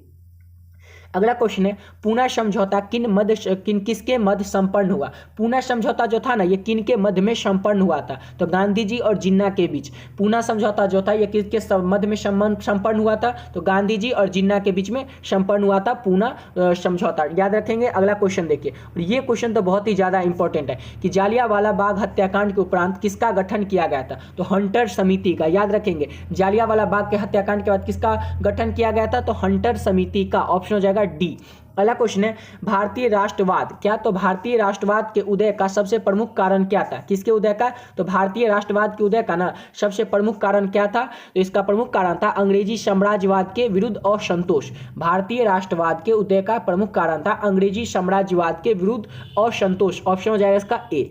अगला क्वेश्चन है गांधी जी ने साबरमती आश्रम की स्थापना क्यों की। गांधी जी ने ना साबरमती आश्रम की स्थापना क्यों की थी, ये आपको बताना है। तो गांधी जी क्यों किए थे साबरमती आश्रम की स्थापना, तो नमक कानून को भंग करने के उद्देश्य से गांधी जी ने साबरमती आश्रम की स्थापना किए थे। नमक कानून को भंग करने के उद्देश्य से साबरमती आश्रम की स्थापना। ऑप्शन हो जाएगा ए। अगला क्वेश्चन है रंपा विद्रोह। देखिए ये 2 क्वेश्चन है, 14 नंबर और 15 नंबर क्वेश्चन। ये आपको किसी भी हालत में रट के ही जाना है। तो ज्यादातर ये वाला कि पहले तो ये समझ लीजिए कि रंपा विद्रोह कब हुआ था, तो ये हुआ था 1916 में। ऑप्शन हो जाएगा इसका ए। रंपा विद्रोह कब हुआ था, तो रंपा विद्रोह हुआ था 1916 में। ऑप्शन हो जाएगा ए। उसके बाद देखिए ये क्वेश्चन बहुत ही ज्यादा इंपॉर्टेंट है कि जालियांवाला बाग हत्याकांड किस तिथि को हुआ था। पिछले 3-4 साल में ये आ भी चुका है कि जालियांवाला बाग हत्याकांड किस तिथि को हुआ था, तो 13 अप्रैल 1919 को जालियांवाला बाग हत्याकांड हुआ था। देखिए 1919 सब में रहेगा लेकिन डेट आपको याद रखना है, 13 अप्रैल यानी 13 अप्रैल को जालियांवाला बाग हत्याकांड हुआ था। ऑप्शन हो जाएगा ए। अगला क्वेश्चन है 1911 ईस्वी में बंगाल विभाजन किसने वापस लिया। 1911 ईस्वी में ना बंगाल विभाजन किसने वापस ले लिया था, किसने, तो लॉर्ड हार्डिंग ने। ऑप्शन हो जाएगा इसका डी। अगला क्वेश्चन देख लेते हैं पूर्ण स्वराज की मांग का प्रस्ताव कांग्रेस के किस वार्षिक अधिवेशन में पारित हुआ था। किसका, तो पूर्ण स्वराज की मांग। किसकी मांग, तो पूर्ण स्वराज की मांग का प्रस्ताव कांग्रेस के किस वार्षिक अधिवेशन में पारित हुआ था, तो 1929 लाहौर में। किस में पारित हुआ था, किसका, तो कांग्रेस पूर्ण स्वराज की मांग, तो ये हुआ था 1929 लाहौर में अधिवेशन में पारित हुआ था। ऑप्शन हो जाएगा ए। अगला क्वेश्चन है बंबई में कांग्रेस समाजवादी दल की स्थापना कब हुई थी। बंबई में ना कांग्रेस समाजवादी दल की स्थापना कब हुई थी, किस ईस्वी में हुई थी, तो 1934 में हुई थी। बंबई में कांग्रेस समाजवादी दल की स्थापना हुई थी 1934। अगला क्वेश्चन है गदर पार्टी। ये देखिए ये भी बहुत ही ज्यादा इंपॉर्टेंट क्वेश्चन है, वीवीआई क्वेश्चन है ये, याद रखेंगे कि गदर पार्टी की स्थापना किसने और कब की थी, मतलब कौन किया था, कब किया था, किस ईस्वी में किया था। तो गदर पार्टी की स्थापना किया था लाला हृदय लाल ने। देखिए लाला हृदय लाल ने किया था गदर पार्टी स्थापना। कब किया था, किस साल में किया था, तो 1913 में किया था। गदर पार्टी की स्थापना लाला हृदय लाल ने किया था 1913 में। ऑप्शन हो जाएगा सी। अगला क्वेश्चन है राष्ट्रीय स्वयं सेवक क्या, तो राष्ट्रीय स्वयं सेवक संघ की स्थापना कब और किसने की थी। राष्ट्रीय स्वयं सेवक संघ की स्थापना ना कब किया गया था और किसने किया था, तो 1925 में हुआ था। और किसने किया था, तो केवी हेड गोवर ने किया था। राष्ट्रीय स्वयं सेवक की स्थापना किया था 1925 में हुआ था। और किसने किया था, तो केवी हेड गोवर ने। ऑप्शन हो जाएगा बी। अगला क्वेश्चन है गांधी जी ने नमक कानून किस तिथि को भंग किया था। गांधी जी जो थे ना इन्होंने नमक कानून, कौन सा कानून, तो नमक कानून को किस तिथि को भंग कर दिया था, तो 6 अप्रैल 1930 को गांधी जी ने नमक कानून को भंग कर दिया था। ऑप्शन हो जाएगा इसका सी। अगला क्वेश्चन है हिंद स्वराज पुस्तक किनके द्वारा लिखी गई है। कौन सी पुस्तक, तो हिंद स्वराज पुस्तक जो है ना ये किनके द्वारा लिखी गई है, तो मोहनदास करमचंद गांधी या फिर गांधी जी भी रह सकता है। याद रखेंगे हिंद स्वराज क्या, तो हिंद स्वराज जो पुस्तक है ये किसके द्वारा लिखी गई, तो गांधी जी के द्वारा। इन्हीं का पूरा नाम था मोहनदास करमचंद गांधी। याद रखेंगे। अगला क्वेश्चन है किसने 1920 ईस्वी में ताशकंद में भारतीय कम्युनिस्ट पार्टी की स्थापना की थी। 1920 में ना किसने ताशकंद में, कहां पे, तो ताशकंद में भारतीय कम्युनिस्ट पार्टी की स्थापना की थी 1920 में। किसने की थी, तो एम.एन. राय ने। किसने, तो एम.एन. राय ने 1920 में ताशकंद में भारतीय कम्युनिस्ट पार्टी की स्थापना की थी। समझ में आ गया। अगला क्वेश्चन देख लेते हैं। अगला क्वेश्चन है अलीगढ़ आंदोलन का नेतृत्व किसने किया था। अलीगढ़ आंदोलन का नेतृत्व ना किसने किया था, तो सैयद अहमद खान ने। अलीगढ़ आंदोलन का नेतृत्व बताना होगा तो याद रखेंगे सैयद अहमद खान। अगला क्वेश्चन है वेदों की ओर लौट चलो, ये भी बहुत ज्यादा इंपॉर्टेंट क्वेश्चन है कि इंपॉर्टेंट क्वेश्चन है और यह आएगा ही कि वेदों की ओर लौट चलो, ये नारा जो है ना कि किसने दिया था, तो ये नारा दिया था दयानंद सरस्वती ने। वेदों की ओर लौट चलो ये नारा किसने दिया था, तो दयानंद सरस्वती ने। ऑप्शन हो जाए इसका ए। अगला क्वेश्चन है स्वराज दल के अध्यक्ष कौन थे, किस दल के, तो स्वराज दल के अध्यक्ष कौन थे, तो मोतीलाल नेहरू। स्वराज दल के अध्यक्ष कौन थे, तो मोतीलाल नेहरू थे। ऑप्शन हो जाए इसका बी। अगला क्वेश्चन है किस तिथि को पूर्ण स्वतंत्रता दिवस घोषित किया गया था, किस तिथि को ना पूर्ण स्वतंत्रता दिवस जो है ये घोषित किया गया था, तो 1 मार्च 1932 को पूर्ण स्वतंत्रता दिवस घोषित किया गया था। ऑप्शन हो जाएगा डी। अगला क्वेश्चन है आर्य समाज की स्थापना किसने की थी, ये भी बहुत ज्यादा इंपॉर्टेंट क्वेश्चन है, याद रखेंगे। आर्य समाज की स्थापना किसने की थी, तो दयानंद सरस्वती ने। किसने की थी आर्य समाज की स्थापना, तो आर्य समाज की स्थापना की थी दयानंद सरस्वती ने। ऑप्शन हो जाएगा डी। अगला क्वेश्चन है ये भी बहुत ज्यादा इंपॉर्टेंट क्वेश्चन है कि फॉरवर्ड ब्लॉक के संस्थापक कौन थे, तो सुभाष चंद्र बोस। और सुभाष चंद्र बोस का दो नारा याद रखना है, जय हिंद और दिल्ली चलो। जय हिंद और दिल्ली चलो का नारा किसने दिया था, तो सुभाष चंद्र बोस ने दिया था। फॉरवर्ड ब्लॉक के संस्थापक कौन थे, तो सुभाष चंद्र बोस थे। ये 3 क्वेश्चन याद रखना है, इसमें से एक जरूर आपके एग्जाम में रहेगा। कौन कौन याद रखेंगे कि फॉरवर्ड ब्लॉक के संस्थापक कौन थे, तो सुभाष चंद्र बोस। दिल्ली चलो का नारा किसने दिया था, तो सुभाष चंद्र बोस ने। जय हिंद का नारा किसने दिया था, तो सुभाष चंद्र बोस ने। ये 3 क्वेश्चन में से एक क्वेश्चन जरूर रहेगा, इसलिए याद रखिएगा। अगला क्वेश्चन है सरदार वल्लभ भाई पटेल, यहाँ पर सरदार ने लिखा हुआ है फिर भी याद रखिएगा। सरदार वल्लभ भाई पटेल को सरदार की उपाधि है, देखिए वल्लभ भाई पटेल को इसीलिए लिखा है कि वल्लभ भाई पटेल को ना सरदार की उपाधि, सरदार पहले बोलती है कि वल्लभ भाई पटेल को सरदार की उपाधि किस आंदोलन के दौरान दी गई थी। वल्लभ भाई पटेल को ना सरदार की उपाधि किस आंदोलन के दौरान दी गई थी, तो बारदौली आंदोलन के दौरान। किस आंदोलन के दौरान, तो बारदौली आंदोलन के दौरान सरदार वल्लभ भाई पटेल को क्या दिया गया था, पटेल की उपाधि दी गई थी। ऑप्शन क्या हो जाएगा, इसका ऑप्शन हो जाएगा ए। याद रखेंगे। अगला क्वेश्चन देख लेते हैं असहयोग आंदोलन का प्रस्ताव कांग्रेस के किस अधिवेशन में पारित हुआ था। असहयोग आंदोलन का प्रस्ताव ना असहयोग आंदोलन का प्रस्ताव कांग्रेस के किस अधिवेशन में पारित हुआ था, तो सितंबर 1920 कलकत्ता अधिवेशन में। क्वेश्चन कह रहा था कि असहयोग आंदोलन का प्रस्ताव ना कांग्रेस के किस अधिवेशन में पारित किया गया था, तो सितंबर 1920 में पारित किया गया था और कलकत्ता अधिवेशन में। ऑप्शन हो जाए इसका ए। याद रखेंगे। ठीक है। अगला क्वेश्चन देख लेते हैं भारत में खिलाफत आंदोलन कब और किस देश के शासक के समर्थन में हुआ था। भारत में ना खिलाफत आंदोलन कब हुआ था और किस देश के शासक के समर्थक में हुआ था, तो 1930 में हुआ था भारत में खिलाफत आंदोलन। और किस देश के शासक के समर्थक में हुआ था, तो तुर्की के, यानी ऑप्शन हो जाए इसका ए 1930 और तुर्की। अगला क्वेश्चन है श्रमिक विवाद अधिनियम कब बनाया गया, क्या, तो श्रमिक विवाद अधिनियम जो था ना ये कब बनाया गया, तो 1929 में। श्रमिक विवाद अधिनियम बताना था कि कब बनाया गया था, किस ईस्वी में बनाया गया था, तो 1929 में। ऑप्शन हो जाए इसका डी।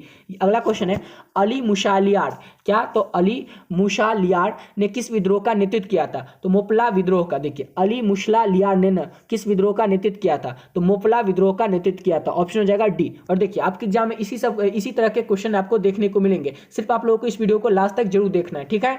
और जितने भी क्वेश्चन एग्जाम में आएंगे वो यहीं से ही आएंगे। क्यों, क्योंकि एग्जाम में आना कितना क्वेश्चन है तो पता ही आप लोगों को 80 क्वेश्चन रहेगा, बनाना कितना है, तो 40 ही क्वेश्चन बनाना है। और 40 क्वेश्चन आप बताइए, इतना क्वेश्चन देखिए, इसमें से 40 तो रहेगा ही, 500 प्लस क्वेश्चन है इसमें। ठीक है ना, तो 40 तो क्वेश्चन इसी में से रहेगा, इसलिए इस वीडियो को लास्ट तक जरूर देखिएगा। अगला क्वेश्चन है खलीफा पद की समाप्ति तुर्की में कब संपन्न हुई थी, किस पद की, तो खलीफा पद की ना समाप्ति तुर्की में कब संपन्न की गई थी, तो 1924 में। खलीफा पद की समाप्ति तुर्की में कब संपन्न की गई थी, तो 1924। ऑप्शन हो जाए इसका ए। अगला क्वेश्चन है भारतीय कम्युनिस्ट पार्टी के संस्थापक किसने, भारतीय कम्युनिस्ट पार्टी की स्थापना किसने की थी, तो M.N. राय ने। भारतीय कम्युनिस्ट पार्टी की स्थापना किसने किया था, तो M.N. राय ने। ऑप्शन हो जाए इसका ए। देखिए अगर आप लोग को वीडियो अच्छा लग रहा हो तो अपने दोस्तों में भी शेयर जरूर कर दीजिएगा, ताकि वो लोग भी तैयारी अच्छे से कर पाए। और चैनल को सब्सक्राइब जरूर कर दीजिएगा, क्योंकि 10th के बाद आप लोग 12th में जाएंगे, 11th में जाएंगे, 12th में जाएंगे, बोर्ड एग्जाम 12th की तैयारी करेंगे, तो 12th का भी आप देखिएगा। चैनल पे ऑलरेडी अपलोड है वीडियो, मैं 12th के बच्चों को भी पढ़ाता हूँ। ठीक है, इसलिए आप लोग इस वीडियो चैनल को सब्सक्राइब जरूर कर दीजिएगा, ताकि जो भी वीडियो आए आप लोगों को नोटिफिकेशन मिलती रहे। अगला क्वेश्चन है दक्षिण अफ्रीका से गांधी जी किस वर्ष भारत वापस आए थे। दक्षिण अफ्रीका, ये तो क्वेश्चन आप लोगों को पता ही होगा, पढ़ने की जरूरत ही नहीं है। दक्षिण अफ्रीका से गांधी जी किस वर्ष भारत वापस आए थे, तो 1915 में। ऑप्शन हो जाएगा सी। अगला क्वेश्चन है कि गांधी गांधी जी ने गोलमेज सम्मेलन में भाग लिया? गांधी जी ने ना किस गोलमेज सम्मेलन में भाग लिया था? तो द्वितीय में यानी दूसरा में गांधी जी ने दूसरा गोलमेज सम्मेलन में भाग लिया था। ऑप्शन क्या हो जाएगा? ऑप्शन हो जाएगा बी। अगला क्वेश्चन है, साइमन आयोग किस वर्ष भारत आया था? कौन सा? तो साइमन आयोग किस वर्ष भारत आया था? किस ईस्वी में? तो 1928 में। साइमन आयोग 1928 ईस्वी में भारत आया था। ऑप्शन हो जाएगा इसका डी।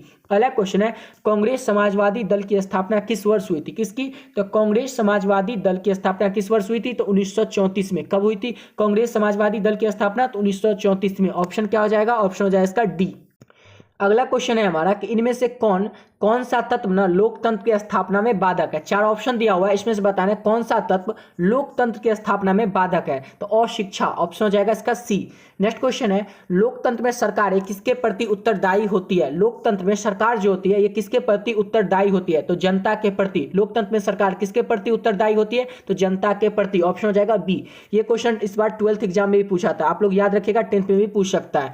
अगला क्वेश्चन है, भारत में किस तरह के लोकतंत्र की व्यवस्था की गई है? भारत में ना किस तरह की लोकतंत्र की व्यवस्था की गई है? तो अप्रत्यक्ष लोकतंत्र, यानी ऑप्शन हो जाए इसका बी। नेक्स्ट क्वेश्चन देख लेते हैं। नेक्स्ट क्वेश्चन क्या है कि विश्व में यानी पूरे वर्ल्ड में कौन सी शासन व्यवस्था को सबसे अच्छा माना जाता है? पूरे विश्व भर में कौन सा शासन व्यवस्था को सबसे अच्छा माना जाता है? तो लोकतंत्र की व्यवस्था को सबसे अच्छा माना जाता है पूरे विश्व भर में, और अपने देश में तो लोकतंत्र है ही। अगला क्वेश्चन देख लेते हैं। अगला क्वेश्चन क्या है कि आज दुनिया के लगभग किन देशों में लोकतंत्र विद्वान है?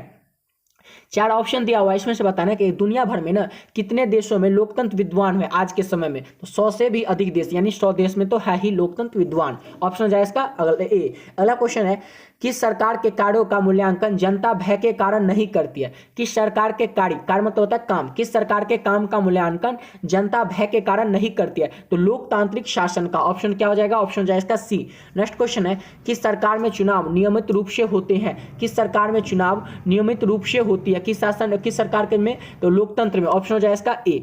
अगला क्वेश्चन देख लेते हैं। अगला क्वेश्चन क्या है? तो नेक्स्ट क्वेश्चन है हमारा, किस सरकार में फैसला लेने में विलंब होता है? किस सरकार में ना फैसला लेने में विलंब होता है? तो इसका ऑप्शन हो जाएगा डी, इनमें से कोई नहीं। नेक्स्ट क्वेश्चन क्या है कि दक्षिण अफ्रीका और ब्राजील में समाज के निचले पायदान पर रहने वाले 20% लोग आय के कितने प्रतिशत हिस्से पर अपना जीवन यापन करते हैं? दक्षिण अफ्रीका और ब्राजील में। कहाँ पे? तो दक्षिण अफ्रीका और ब्राजील में के समाज जो होते हैं ना, निचले पायदान पर रहने वाले समाज जो होते हैं वो 20% लोग आय के कितने प्रतिशत हिस्सा अपने जीवन यापन में करते हैं? तो 3%। कितना? दक्षिण, याद क्वेश्चन समझ गए ना? तो 3%। ऑप्शन हो जाए इसका बी। नेक्स्ट क्वेश्चन है, लोगों के बीच नियमित संवाद की गुंजाइश किसमें बनी रहती है? लोगों के बीच नियमित संवाद की गुंजाइश किसमें बनी रहती है? तो लोकतंत्र में। ऑप्शन हो जाए इसका सी। लोगों के बीच नियमित संवाद का गुंजाइश किसमें बनी रहती है? तो लोकतंत्र में। ऑप्शन हो जाएगा सी। नेक्स्ट क्वेश्चन है, लोकतंत्र में फैसले लिए जाते हैं, लोकतंत्र में फैसले किसमें लिए जाते हैं? तो सामूहिक समिति से लिए जाते हैं। लोकतंत्र डेमोक्रेसी है, उसमें फैसले कैसे लिए जाएंगे? तो सामूहिक, यानी सबके सहमति से ही लिए जाएंगे। ऑप्शन हो जाएगा सी। नेक्स्ट क्वेश्चन क्या है, किसमें फैसलों में व्यक्तिगत पूर्वाग्रहों की अधिकता रहती है? किसके फैसले में ना व्यक्तिगत पूर्वाग्रहों की अधिकता रहती है? किसमें? तो गैर लोकतांत्रिक में। किसमें? तो गैर लोकतांत्रिक में। ऑप्शन क्या हो जाएगा? ऑप्शन हो जाएगा इसका सी। अगला क्वेश्चन है हमारा कि भारत में राष्ट्रीय स्तर पर पंचायती राज की स्थापना कब की गई थी? तो 1959 में। देखिए, भारत में राष्ट्रीय स्तर पर पंचायती राज की स्थापना की गई थी 1959, यानी 1959। ऑप्शन हो जाएगा ए। अगला क्वेश्चन है, संघ सरकार का उदाहरण है। चार ऑप्शन से बताना है कि संघ सरकार का उदाहरण कौन है? तो अमेरिका है। ऑप्शन हो जाए इसका ए। अगला क्वेश्चन क्या है कि भारत में सर्वप्रथम नगर निगम की स्थापना की गई थी? भारत में ना सर्वप्रथम नगर निगम की स्थापना कहाँ की गई थी? तो चेन्नई में। कहाँ पे की गई थी? तो चेन्नई में। ऑप्शन हो जाए इसका डी। अगला क्वेश्चन क्या है कि भारत में संविधान सभा का गठन कब हुआ था? भारत में ना संविधान सभा का गठन कब हुआ था? तो ये हुआ था 1946 में। भारत में संविधान सभा का गठन हुआ था 1946। ऑप्शन क्या हो जाएगा? ऑप्शन हो जाएगा सी। अगला क्वेश्चन है, पंचायत समिति का प्रधान कौन होता है? पंचायत समिति का प्रधान कौन होता है? तो प्रमुख होता है। ऑप्शन हो जाएगा बी। पंचायत समिति का प्रधान कौन होता है? तो प्रमुख। ऑप्शन हो जाएगा बी। ऑप्शन अगला क्वेश्चन है, निम्नलिखित में से कौन केंद्र शासित प्रदेश है? तो ये तो आप लोग बताइए, तो चार ऑप्शन दिया, इसमें से केंद्र शासित प्रदेश कौन है? तो इसका ऑप्शन क्या हो जाएगा? इसका ऑप्शन हो जाएगा सी, चंडीगढ़। चंडीगढ़ क्या है? तो केंद्र शासित प्रदेश है। अगला क्वेश्चन देख लेते हैं कि बिहार में नगर निगम में वार्डों की न्यूनतम संख्या है। बिहार में नगर निगम के वार्डों की न्यूनतम संख्या न्यूनतम कितनी है? तो 42 है। ऑप्शन क्या हो जाएगा? ऑप्शन हो जाएगा डी। अगला क्वेश्चन है पंचायती राज सर्वप्रथम व्यवस्था सर्वप्रथम भारत के किस राज्य में शुरुआत हुई थी। पंचायती राज व्यवस्था ना भारत के सबसे पहले किस राज्य में शुरू हुई थी। कौन सी व्यवस्था, तो पंचायती राज व्यवस्था, ये भारत के सबसे पहले किस राज्य में शुरू हुई थी, तो राजस्थान में। पंचायती राज व्यवस्था भारत के सबसे पहले राजस्थान में शुरू हुई थी। ऑप्शन हो जाए इसका ए। अगला क्वेश्चन क्या है कि ग्राम पंचायत का सचिव कौन होता है। ग्राम पंचायत का सचिव न ग्राम पंचायत का सचिव कौन होता है, तो पंचायत सचिव ही ग्राम पंचायत का सचिव होता है। ऑप्शन हो जाएगा इसका सी। अगला क्वेश्चन है संघीय व्यवस्था में सरकार होती है। संघीय व्यवस्था में सरकार कैसी होती है, तो बताइए तो कैसी होती है, तो दोहरी होती है। ऑप्शन हो जाए इसका बी। संघीय व्यवस्था में सरकार दोहरी होती है। अगला क्वेश्चन है भारतीय संविधान में अधिकारों की सूचियां कितनी है। भारतीय संविधान में अधिकारों की सूचियां कितनी है, तो 3 है। ऑप्शन हो जाएगा बी। अगला क्वेश्चन है भारतीय संविधान द्वारा मान्य राष्ट्रीय भाषाओं की संख्या कितनी है, और ये क्वेश्चन बहुत ज्यादा इंपॉर्टेंट है, याद रखिएगा। ये वीवीआई क्वेश्चन है कि भारतीय संविधान द्वारा मान्य मतलब जिसको मान्यता मिली है राष्ट्रीय भाषाओं की संख्या कितनी है, तो 22 है। ऑप्शन हो जाएगा डी। अगला क्वेश्चन क्या है इनमें से कौन केंद्र शासित क्षेत्र नहीं है। 4 ऑप्शन दिया हुआ है, इसमें से बताना केंद्र शासित क्षेत्र कौन नहीं है, तो मिजोरम। मिजोरम क्या है, तो एक राज्य है। मिजोरम की राजधानी आइजोल है, राज्य। और याद रखिएगा भारत में टोटल 29 राज्य हैं। कितने राज्य, तो 29 राज्य हैं और 8 केंद्र शासित प्रदेश हैं। ये याद रखिएगा, ठीक है ना, ये भी ऑब्जेक्टिव में आ सकता है। अगला क्वेश्चन है वर्तमान में भारत में केंद्र शासित प्रदेश की संख्या कितनी है। तो इसका ऑप्शन हो जाएगा इसका 9। देखिए 9 है, अब हो गया है, एक पहले 8 ही था, अब तो 9 हो गया, इसलिए याद रखिए, सॉरी 9 हो जाएगा, 9 हो जाएगा। केंद्र शासित प्रदेश की संख्या कितनी है भारत में वर्तमान में, तो 9 है। पहले 8 थी, अब हो गई है 9। और राज्य कितनी है, तो 29, याद रखेंगे। अगला क्वेश्चन देख लेते हैं। अगला क्वेश्चन क्या है निम्नलिखित में से कौन सा कारक ग्राम कचहरी का अंग नहीं है। 4 ऑप्शन दिया हुआ है, इसमें से बताना है कि कौन सा कारक ना ग्राम कचहरी का अंग नहीं है। तो मुखिया क्या है, तो ग्राम कचहरी का अंग नहीं है। ऑप्शन हो जाएगा ए। अगला क्वेश्चन है संघीय व्यवस्था में सरकार होती है। देखिए संघीय व्यवस्था में ना सरकार कैसी होती है, तो बहुदलीय होती है। संघीय व्यवस्था में सरकार बहुदलीय होती है। ऑप्शन हो जाएगा सी। अगला क्वेश्चन है बिहार की स्थानीय निकायों में चुनाव में महिलाओं के लिए आरक्षण का प्रावधान है। कितना प्रतिशत, तो 50%। बिहार में स्थानीय निकायों में चुनाव में महिलाओं के लिए आरक्षण का कितना प्रावधान है, तो 50%। ऑप्शन हो जाएगा डी। अगला क्वेश्चन है वर्तमान के समय मतलब अभी के समय में विश्व भर में करीब कितने देशों में संघानात्मक शासन प्रणाली लागू है। अभी के समय में पूरे विश्व भर में करीब कितने देशों में संघानात्मक शासन प्रणाली लागू है, तो 25 देशों में। कितने देशों में, तो 25। ऑप्शन हो जाए इसका ए। अगला क्वेश्चन है बिहार में कितनी आबादी पर पंचायत समिति के एक सदस्य को चुने जाने का प्रावधान है, पर चुने हो जाएगा, चने नहीं चुने होगा। बिहार में कितनी आबादी पर पंचायत समिति के एक सदस्य को चुने जाने का प्रावधान है, तो 5000 सदस्य पर। ऑप्शन क्या हो जाएगा, ऑप्शन हो जाएगा सी। अगला क्वेश्चन है भारतीय संसद के किस संविधान संशोधन में 1992 ईस्वी में पारित कर नगरीय स्वशासन व्यवस्था को संविधानिक मान्यता मिली थी। किसमें, तो ये मिली थी 74वां संविधान संशोधन में। अगला ऑप्शन हो जाएगा इसका डी। अगला क्वेश्चन देख लेते हैं। अगला क्वेश्चन क्या है कि भारतीय स्वतंत्रता अधिनियम 1947 के तहत, किसके तहत, तो भारतीय स्वतंत्रता अधिनियम 1947 के तहत भारत में उस समय कितने देशी रियासतें थी। देखिए भारतीय स्वतंत्रता अधिनियम जो था 1947, उस समय जब भारत स्वतंत्र हुआ था 1947 में, उस समय ना देशी रियासतें कितनी थी, तो इसका ऑप्शन क्या हो जाएगा, इसका ऑप्शन हो जाएगा इसका डी, सॉरी इसका तो हो जाएगा ए। 563 ए में है 563। भारत में उस समय में जिस समय भारत देश स्वतंत्र हुआ था उस समय कितनी देशी रियासतें थी, तो 563। ऑप्शन क्या हो जाएगा, ऑप्शन हो जाएगा ए। अगला क्वेश्चन देखिए। अगला क्वेश्चन क्या है कि विश्व का सबसे बड़ा लोकतांत्रिक देश कौन है। तो विश्व पूरे वर्ल्ड में सबसे बड़ा लोकतांत्रिक देश कौन है, तो भारत है। अपना भारत क्या है, तो सबसे बड़ा लोकतांत्रिक देश है पूरे वर्ल्ड में। ऑप्शन हो जाए इसका सी। अगला क्वेश्चन है भारतीय लोकतंत्र के कितने अंग है। भारतीय लोकतंत्र के ना कितने अंग है, तो 3 अंग है। ऑप्शन हो जाएगा बी। अगला क्वेश्चन है पुष्प कमल दहल, क्या, तो पुष्प कमल दहल प्रचंड किस देश की माओवादी नेता है। देखिए कौन, तो पुष्प कमल दहल प्रचंड यह किस देश के ना माओवादी नेता है, किस देश के, तो नेपाल के। जैसे पुष्प कमल दहल याद देखें तो याद रखिएगा नेपाल के। ऑप्शन हो जाएगा बी। अगला क्वेश्चन है किस देश में राष्ट्रवादी नेता अंग शासन को 15 वर्ष तक नजरबंद रखा गया था, तो म्यांमार के। देखिए किस देश के राष्ट्रवादी नेता को आंग शू को 15 वर्ष तक नजरबंद में रखा गया था, तो म्यांमार के नेता को नजरबंद में रखा गया था 15 साल तक। ऑप्शन हो जाएगा बी। अगला क्वेश्चन है 14वीं लोकसभा में महिलाओं की भागीदारी रही है, किसमें, तो 14वीं लोकसभा में महिलाओं की भागीदारी कितना % रही है, तो 6.51%। ऑप्शन हो जाएगा इसका ए। अगला क्वेश्चन है 15वीं लोकसभा में महिलाओं की संख्या है, 15वीं लोकसभा में ना महिलाओं की संख्या कितनी है, तो 59, ऑप्शन हो जाएगा इसका बी 59। अगला क्वेश्चन है निम्नलिखित किस देश में, निम्नलिखित यानी 4 देश का नाम दिया है ना, इसमें से बताना किस देश के समक्ष लोकतंत्र को माओवादियों की चुनौतियों का सामना करना पड़ा है। किसका चुनौतियों का सामना, तो माओवादियों की चुनौतियों का सामना करना पड़ा है किस देश को, तो नेपाल को। देखिए माओवादियों जैसे ही आए ना उसमें याद रखिए कुछ भी ऑप्शन में तो नेपाल ही अधिकतर का होगा, क्या, तो माओवादियों। लेकिन जैसे क्वेश्चन कर रहा है किस देश के समक्ष लोकतंत्र को माओवादियों की चुनौतियों का सामना करना पड़ा है, तो नेपाल को। जैसे ही माओवादियों आए याद रखिएगा अधिकतर में क्वेश्चन में नेपाल ही होगा, ठीक है, ऑप्शन में। ये तो आप लोगों को ट्रिक के लिए बता रहे हैं, वैसे तो आप लोग समझ के बताइए, आंसर देखिएगा अभी, ठीक है ना। समझिएगा पहले क्वेश्चन को, आप लोग को देखिए क्वेश्चन बनाना कैसे है। पहले ये 4 आंसर को पढ़ना है, ठीक है, उसके बाद 4 ऑप्शन देखना है, उसके बाद ही बनाना है। इन्हें कि क्वेश्चन पढ़ लिया, इसका मैं देखे नहीं यहाँ पर नहीं लिखा हो कि है क्या है, पूरा पढ़ना है। उसके बाद कि पढ़े नहीं और सीधे आंसर लगा, अच्छा इसका तो ये होगा, सुभाष चंद्र बोस है तो इसका तो यही होगा, जब गांधी जी है तो इसका तो ये ऑप्शन यही होगा, ऐसे करके नहीं पढ़ना है। पूरे क्वेश्चन को अच्छे से पढ़ना है, समझना है, फिर याद करना है कि अच्छा ये हम पढ़े तो इसका तो यही होगा ना, उसके बाद ही आंसर लगाना है। समझ गए। चलिए अगला क्वेश्चन देख लेते हैं।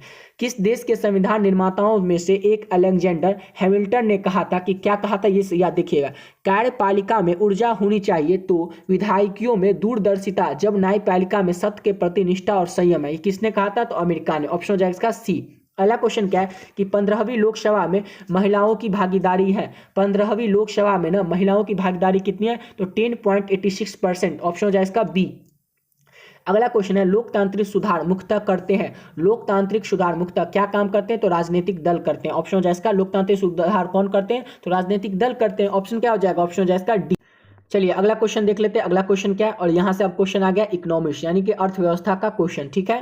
चलिए अगला क्वेश्चन देख लेते हैं कि मानव विकास की दृष्टि से भारत के पड़ोसी देशों में किस देश की आर्थिक स्थिति इससे बेहतर है, तो श्रीलंका की। मानव विकास की दृष्टि से भारत के पड़ोसी देशों में किस देश की आर्थिक स्थिति इससे बेहतर है, तो श्रीलंका की। ऑप्शन क्या हो जाएगा, ऑप्शन हो जाएगा डी। नेक्स्ट क्वेश्चन है निम्नलिखित में से यानी 4 ऑप्शन में से किस राज्य को एक पिछड़ा राज्य कहा जाता है, तो बिहार को ही कहा जाता है एक पिछड़ा राज्य, ठीक है ना। ये तो आप लोगों को पता ही होगा वैसे भी। अगला क्वेश्चन है अर्थव्यवस्थाओं के मुख्य प्रकार हैं, अर्थव्यवस्थाओं के मुख्य कितने प्रकार हैं, तो 3 प्रकार है। अर्थव्यवस्थाओं के मुख्य कितने प्रकार है, तो 3 प्रकार, ऑप्शन हो जाएगा बी। अगला क्वेश्चन है इनमें से कौन से देश में समाजवादी अर्थव्यवस्था है, 4 देश का नाम दिया हुआ है, इसमें से बताना किस देश में ना समाजवादी अर्थव्यवस्था है, तो ऑप्शन हो जाएगा इसका बी, रूस में समाजवादी अर्थव्यवस्था है। अगला क्वेश्चन देख लेते हैं। अगला क्वेश्चन क्या है कि सम्यक विकास की प्रतिक्रिया संबंधित है, क्या, तो सम्यक विकास की प्रतिक्रिया जो है ये किस संबंधित है, किससे संबंधित है, तो सभी वर्ग से, यानी उच्च वर्ग निम्न वर्ग सभी वर्ग से संबंधित क्या है, तो सम्यक विकास की प्रतिक्रिया, ठीक है, ऑप्शन हो जाएगा इसका सी। अगला क्वेश्चन है भारत में नीति आयोग की स्थापना हुई, भारत में ना अपने भारत में नीति आयोग की स्थापना कब हुई थी, तो 2015 में, ऑप्शन हो जाएगा डी। अगला क्वेश्चन क्या है कि इनमें से कौन आर्थिक क्रिया नहीं है, 4 ऑप्शन दिया हुआ है, इसमें से बताना है कि आर्थिक क्रिया कौन नहीं है, तो बीमा, बीमा क्या है, तो आर्थिक क्रिया नहीं है, ऑप्शन हो जाएगा सी। अगला क्वेश्चन है किस क्षेत्र में तृतीयक क्षेत्र, किस क्षेत्र को ना तृतीयक क्षेत्र कहा जाता है, तृतीयक मतलब तीसरा क्षेत्र कहा जाता है, तो सेवा क्षेत्र को, सेवा क्षेत्र को क्या कहा जाता है, तो तीसरा क्षेत्र कहा जाता है, ऑप्शन हो जाएगा ए। अगला क्वेश्चन है भारत की आर्थिक व्यवस्था है, और ये क्वेश्चन बहुत ज्यादा इंपॉर्टेंट है कि भारत की आर्थिक व्यवस्था क्या है, तो मिश्रित व्यवस्था है, भारत की आर्थिक व्यवस्था क्या है, तो मिश्रित अर्थव्यवस्था, ऑप्शन हो जाएगा इसका सी। अगला क्वेश्चन क्या है इनमें से कौन से देश में मिश्रित अर्थव्यवस्था है, तो भारत में। ये देख ले क्वेश्चन को कैसे भी घुमा फिरा के दे देता है कि कौन से देश में मिश्रित अर्थव्यवस्था है, तो भारत में, ऑप्शन हो जाएगा इसका सी। अगला क्वेश्चन क्या है कि इनमें से कौन योजना आयोग के पदेन के अध्यक्ष होते हैं, 4 ऑप्शन दिया हुआ है, इसमें से बताना है कौन योजना आयोग के पदेन के अध्यक्ष होते हैं, तो प्रधानमंत्री। योजना आयोग के अध्यक्ष कौन होते हैं, तो प्रधानमंत्री, ऑप्शन क्या हो जाएगा, ऑप्शन हो जाएगा ए। अगला क्वेश्चन है डेबिट कार्ड संबंधित है, डेबिट कार्ड किससे संबंधित है, तो एटीएम प्रणाली से। ये सब तो आपको बन ही जाएगा, डेबिट कार्ड किससे संबंधित है, एटीएम प्रणाली से, ऑप्शन हो जाएगा इसका ए। अगला क्वेश्चन है निम्नलिखित यानी 4 ऑप्शन में से कौन नवीकरणीय प्राकृतिक संसाधन है, 4 ऑप्शन है, इसमें से बताना है कि नवीकरणीय प्राकृतिक संसाधन कौन है, नवीकरणीय प्राकृतिक संसाधन, तो भूमिगत जल। भूमिगत जल क्या है, तो नवीकरणीय प्राकृतिक है ना जल, तो भूमिगत जल जो है ये प्राकृतिक संसाधन है, ऑप्शन क्या हो जाएगा, ऑप्शन हो जाएगा डी। अगला क्वेश्चन है भारत में योजना आयोग का गठन कब किया गया था, पूरे भारत में ना ये बताना है कि अपने भारत में इंडिया में योजना आयोग का गठन कब किया गया था, तो भारत में योजना आयोग का गठन किया गया था 15 मार्च 1990 95 होगा इसका, योजना आयोग है ना 50 होगा इसका। कि भारत में योजना आयोग का गठन कब किया गया था, तो 15 मार्च 1950 को किया गया था। योजना आयोग यानी 1950, 15 मार्च 1950 को भारत में योजना आयोग का गठन किया गया था। अगला क्वेश्चन है, बिहार में जीवन यापन का मुख्य साधन है। ये तो आपको पता ही होगा, बिहार में ना अधिकतर लोग कैसे जीवन जीते हैं, तो कृषि करके, खेती करके। कृषि मतलब होता है खेती करके। बिहार में जीवन यापन का मुख्य साधन क्या है, तो कृषि है, खेती है। बिहार के लोग अधिकतर खेती करके अपना जीवन यापन करते हैं। अगला क्वेश्चन है, देश में सब्जी के उत्पादन में बिहार का स्थान है। पूरे देश में ना सब्जी के उत्पादन में बिहार का स्थान दूसरा है। कितना है, तो दूसरा है। ऑप्शन हो जाए इसका बी।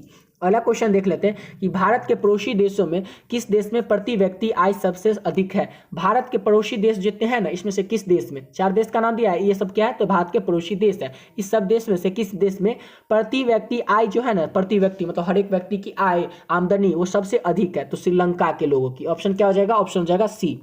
अगला क्वेश्चन है, निम्न में से प्राथमिक क्षेत्र भी कहा जाता है। तो प्राथमिक क्षेत्र किसे कहा जाता है, पहला प्राथमिक क्षेत्र, पहला क्षेत्र कृषि को कहा जाता है। कृषि मतलब खेती को कहा जाता है। प्राथमिक क्षेत्र किसे कहा जाता है, तो कृषि को। ऑप्शन क्या हो जाएगा, ऑप्शन हो जाएगा बी। अगला क्वेश्चन है, जिस देश का राष्ट्रीय आय अधिक होता है वह देश कहलाता है। जिस देश का ना राष्ट्रीय आय सबसे अधिक होता है वह देश क्या कहलाता है, देखिए विकसित कहलाएगा। ये सब क्वेश्चन तो खुद से बनाने वाला है, मतलब क्वेश्चन पढ़िए और बना दीजिएगा कि जिस देश का राष्ट्रीय आय जो होगा वो सबसे ज्यादा होगा वो देश विकसित नहीं होगा, क्या होगा, विकसित होगा। ऑप्शन हो जाए इसका बी। अगला क्वेश्चन क्या है कि गरीबी कैंसर रोग की तरह की है। ये किसने कहा है, गरीबी जो है ना ये कैंसर रोग की तरह, गरीबी क्या है, तो कैंसर रोग की तरह। ये लाइन जो है ना ये किसने कहा था, तो अर्थशास्त्री कुजनेट ने कहा था। किसने, तो अर्थशास्त्री कुजनेट ने क्या कहा था, तो गरीबी जो है ये कैंसर रोग की तरह है, ये कहा था अर्थशास्त्री थे। ये इनका नाम मतलब नाम नहीं है, ये अर्थशास्त्री थे, यानी इकोनॉमिक्स के प्रोफेसर रहे होंगे, अर्थशास्त्री थे, इनका नाम था कुजनेट। ऑप्शन हो जाए इसका ए। अगला क्वेश्चन है, किस क्षेत्र को द्वितीयक क्षेत्र कहा जाता है। किस क्षेत्र को, प्राथमिक क्षेत्र तो पता चलेगा कृषि को कहा जाता है, अब द्वितीयक यानी दूसरा क्षेत्र किसको कहा जाता है, तो उद्योग को क्या कहा जाता है, तो द्वितीयक क्षेत्र कहा जाता है। ऑप्शन क्या हो जाएगा, ऑप्शन हो जाएगा सी। अगला क्वेश्चन है, 11वीं पंचवर्षीय योजना की अवधि क्या है। 11वीं पंचवर्षीय योजना जो है ना इसकी अवधि मतलब कितने से कितने साल तक के, कब से कब तक के, तो 2007 से 2012 तक की 11वीं पंचवर्षीय योजना की अवधि है 2007 से 2012। ऑप्शन हो जाए इसका डी। अगला क्वेश्चन है, आर्थिक विकास का गैर आर्थिक कारक कौन है। आर्थिक विकास का ना गैर आर्थिक कारक कौन है, तो सामाजिक संस्थाएं। ऑप्शन क्या हो जाएगा, ऑप्शन हो जाए इसका बी। अगला क्वेश्चन है, जीवन की भौतिक गुणवत्ता का सूचक है।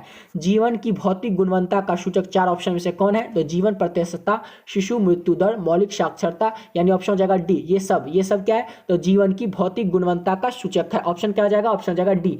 अगला क्वेश्चन है, अत्यधिक जनसंख्या वृद्धि से आर्थिक विकास की गति क्या हो जाती है, तो मंद हो जाती है। अत्यधिक जनसंख्या वृद्धि से आर्थिक विकास की गति क्या हो जाती है, तो मंद हो जाती है। ऑप्शन क्या हो जाएगा, ऑप्शन हो जाएगा। अगला क्वेश्चन क्या है हमारा कि भारत का केंद्रीय बैंक कौन है। 4 ऑप्शन में से बताना है कि भारत का केंद्रीय बैंक कौन है, तो रिजर्व बैंक ऑफ इंडिया क्या है, तो भारत का केंद्रीय बैंक है। ऑप्शन हो जाएगा ए। अगला क्वेश्चन है, बैंक का कार्ड है, कार्ड मतलब होता है काम, बैंक का कार्ड क्या नहीं है ये आपको बताना है, तो क्रेडिट कार्ड देना ये क्या है, तो बैंक का काम नहीं है। ऑप्शन हो जाएगा डी। अगला क्वेश्चन है, भारत का सहकारिता आंदोलन प्रारंभ हुआ, प्रारंभ मतलब शुरू हुआ। भारत का सहकारिता आंदोलन कब शुरू हुआ था, किस ईस्वी में हुआ था, तो 1904 में भारत में सहकारिता आंदोलन शुरू हुआ था 1904, यानी ऑप्शन हो जाएगा ए। अगला क्वेश्चन है, व्यवसायिक बैंक निम्न में से राशि जमा नहीं करता, क्या में, तो अग्रामी जमा में। देखिए व्यवसायिक बैंक निम्न में से यानी 4 ऑप्शन में से क्या जमा नहीं करता, तो अग्रामी जमा। ऑप्शन हो जाएगा डी।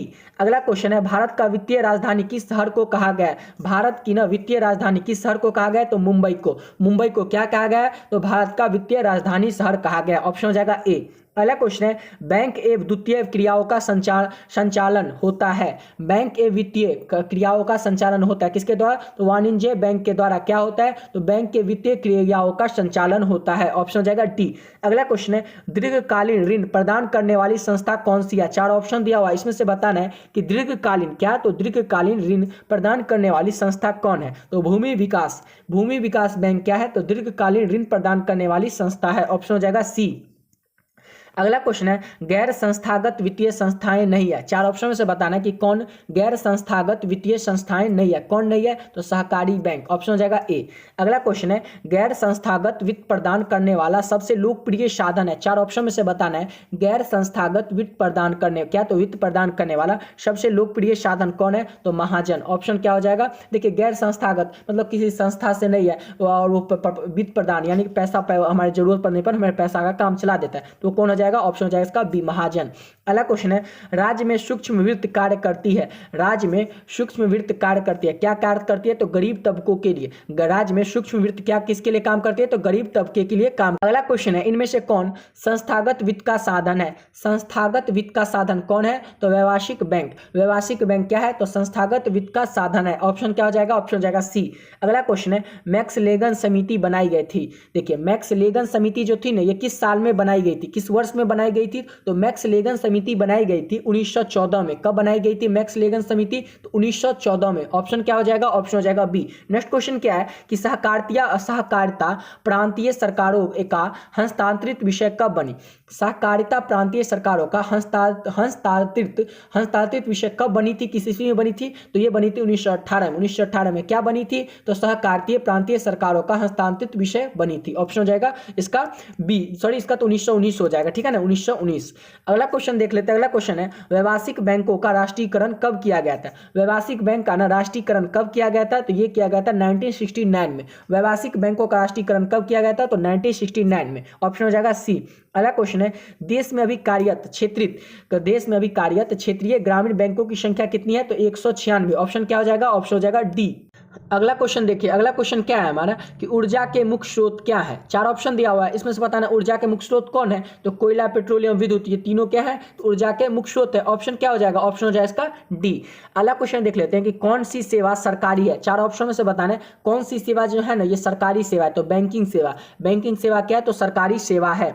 अगला क्वेश्चन है कौन सी सेवा गैर सरकारी है, को चार ऑप्शन में से बताना है कि कौन सी सेवा गैर सरकारी है तो मॉल सेवा, मॉल सेवा तो ये सब क्वेश्चन तो खुद से बन जाएगा कि मॉल सेवा क्या है तो गैर सरकारी है। अगला क्वेश्चन है आर्थिक आधारभूत संरचना नहीं है, चार ऑप्शन में से बताना है कि कौन आर्थिक आधारभूत संरचना नहीं है तो शिक्षा, शिक्षा क्या है तो आर्थिक आधारभूत संरचना नहीं है, ऑप्शन हो जाएगा डी।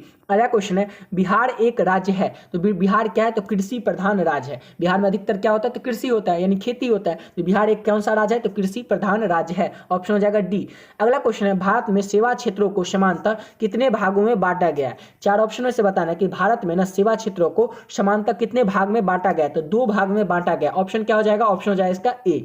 अगला क्वेश्चन है मानव पूंजी निर्माण के प्रमुख घटक कौन नहीं है, चार ऑप्शन में से बताना है कि मानव पूंजी निर्माण के प्रमुख घटक ना कौन नहीं है ये बताना है, इसका ऑप्शन हो जाएगा कोई नहीं। अगला क्वेश्चन है आर्थिक विकास का दूसरा क्षेत्र है तो आर्थिक विकास का दूसरा क्षेत्र कौन है तो कृषि क्षेत्र, आर्थिक विकास का दूसरा क्षेत्र कौन है तो कृषि क्षेत्र, ऑप्शन हो जाएगा ए। अगला क्वेश्चन है आर्थिक विकास का तीसरा क्षेत्र, आर्थिक विकास का ना तीसरा क्षेत्र कौन है तो सेवा क्षेत्र, ऑप्शन हो जाएगा डी। अगला क्वेश्चन है कौन बीमारू राज्य नहीं है, चार ऑप्शन में से बताना है कि बीमारू राज्य कौन नहीं है तो इसका हो जाएगा कर्नाटक, यहाँ देख लीजिए अच्छा से बीमारू राज्य कौन नहीं है इसका हो जाएगा कर्नाटक, कर्नाटक क्या है तो बीमारू राज्य नहीं है, ऑप्शन हो जाएगा इसका सी। नेक्स्ट क्वेश्चन क्या है कि जनसंख्या का लगभग कृषि क्षेत्र पर हिस्सा है, देखिए जनसंख्या का लगभग कृषि क्षेत्र पर हिस्सा कितना है तो 87%, जनसंख्या का लगभग कृषि क्षेत्र में हिस्सा कितना है तो 87%, ऑप्शन क्या हो जाएगा ऑप्शन हो जाएगा डी। नेक्स्ट क्वेश्चन है किस क्षेत्र को द्वितीयक क्षेत्र कहा जाता है, द्वितीयक मतलब दूसरा क्षेत्र, किस क्षेत्र को ना दूसरा क्षेत्र भी कहा जाता है तो उद्योग को क्या कहा जाता है तो दूसरा क्षेत्र भी कहा जाता है, ऑप्शन हो जाएगा सी। अगला क्वेश्चन है हमारे देश का कौन सा शहर सूचना प्रौद्योगिकी एवं सॉफ्टवेयर शक्ति का प्रतीक बन गया है, ये तो सबको पता होगा बेंगलोर, बेंगलोर में क्या है तो सूचना, बेंगलोर शहर किसका प्रतीक है तो सूचना प्रौद्योगिकी सॉफ्टवेयर शक्ति का प्रतीक है बेंगलोर, ऑप्शन क्या हो जाएगा ऑप्शन हो जाएगा सी। अगला क्वेश्चन है भारत का पहला टेलीविजन केंद्र कहां पर स्थापित हुआ था, भारत का ना टेलीविजन सबसे पहला टेलीविजन केंद्र कहां पर स्थापित हुआ था तो दिल्ली में, कहां पर स्थापित हुआ था भारत का पहला टेलीविजन केंद्र तो दिल्ली में, ऑप्शन हो जाएगा सी। अगला क्वेश्चन है किस आयु वर्ग के बच्चे को निःशुल्क एवं अनिवार्य शिक्षा प्रदान करना राज्य का दायित्व है, किस आयु वर्ग के बच्चे को ना निःशुल्क मतलब कोई पैसा नहीं लिया जाएगा और अनिवार्य रूप से शिक्षा प्रदान की जाएगी, किस राज्य का किस उम्र का बच्चे को निःशुल्क शिक्षा प्रदान की जाएगी तो ये 6 से 14 वर्ष के बच्चों को, ठीक है समझ गए। जैसे तो ये क्वेश्चन तो आप लोगों को ऐसे ही पता होगा कि 6 से 14 वर्ष के बच्चों को निःशुल्क शिक्षा प्रदान की जाती है सभी राज्यों के द्वारा, ऑप्शन हो जाएगा बी। अगला क्वेश्चन है ग्रामीण रोजगार योजना, क्या तो ग्रामीण रोजगार योजना पंचायत प्रखंड के अधिक कारगर नहीं हो पाया, क्यों नहीं हो पाया तो बिचौलियों के कारण, ग्रामीण रोजगार योजना पंचायत प्रखंड के अधिक कारगर क्यों नहीं हो पाया तो बिचौलियों के कारण, ऑप्शन हो जाएगा ए। अगला क्वेश्चन है सरकार ने राष्ट्रीय पोषण सहयोग कार्यक्रम अथवा मध्याह्न भोजन योजना आरंभ किया था, मध्याह्न भोजन यानी दोपहर में जो सरकारी स्कूल में बच्चे को भोजन दिया जाता है ये कब से स्टार्ट हुआ था तो ये स्टार्ट हुआ था अगस्त 1995 से, ऑप्शन हो जाएगा इसका सी। अगला क्वेश्चन है एक अर्थव्यवस्था के किस क्षेत्र को सेवा क्षेत्र भी कहा जाता है। ये भी क्वेश्चन वीवीआई क्वेश्चन है, याद रखेंगे कि एक अर्थव्यवस्था के किस क्षेत्र को सेवा क्षेत्र भी कहा जाता है। तो तृतीयक क्षेत्र को क्या कहा जाता है, अर्थव्यवस्था के तृतीयक क्षेत्र यानी तीसरे क्षेत्र को क्या कहा जाता है, तो सेवा क्षेत्र भी कहा जाता है। ऑप्शन क्या हो जाएगा, ऑप्शन हो जाएगा इसका सी। अगला क्वेश्चन देखिए, अगला क्वेश्चन क्या है कि विनिमय का सर्वोत्तम माध्यम है। विनिमय का ना सर्वोत्तम माध्यम क्या है, तो मुद्रा है। विनिमय का सर्वोत्तम माध्यम क्या है, तो मुद्रा। ऑप्शन हो जाएगा सी। अगला क्वेश्चन क्या है, क्रेडिट कार्ड प्रसिद्ध है। तो क्रेडिट कार्ड किस नाम से प्रसिद्ध है, तो प्लास्टिक मुद्रा के नाम से। क्रेडिट कार्ड किस नाम से प्रसिद्ध है, तो प्लास्टिक मुद्रा के नाम से। ऑप्शन हो जाएगा सी। अगला क्वेश्चन है, इनमें से कौन सी मुद्रा का साख पत्र नहीं है। चार ऑप्शन से बताना कौन सी मुद्रा का ना साख पत्र नहीं है, तो चित्र मुद्रा का। किसका, तो चित्र मुद्रा का साख पत्र नहीं है। ऑप्शन क्या हो जाएगा, ऑप्शन हो जाएगा डी। अगला क्वेश्चन है, साख का संबंध है। तो साख का संबंध विश्वास से है। ऑप्शन हो जाएगा डी। अब देखिए, साख का संबंध, किसी का साख अच्छा रहता है यानी विश्वास रहता है। ऑप्शन हो जाएगा डी।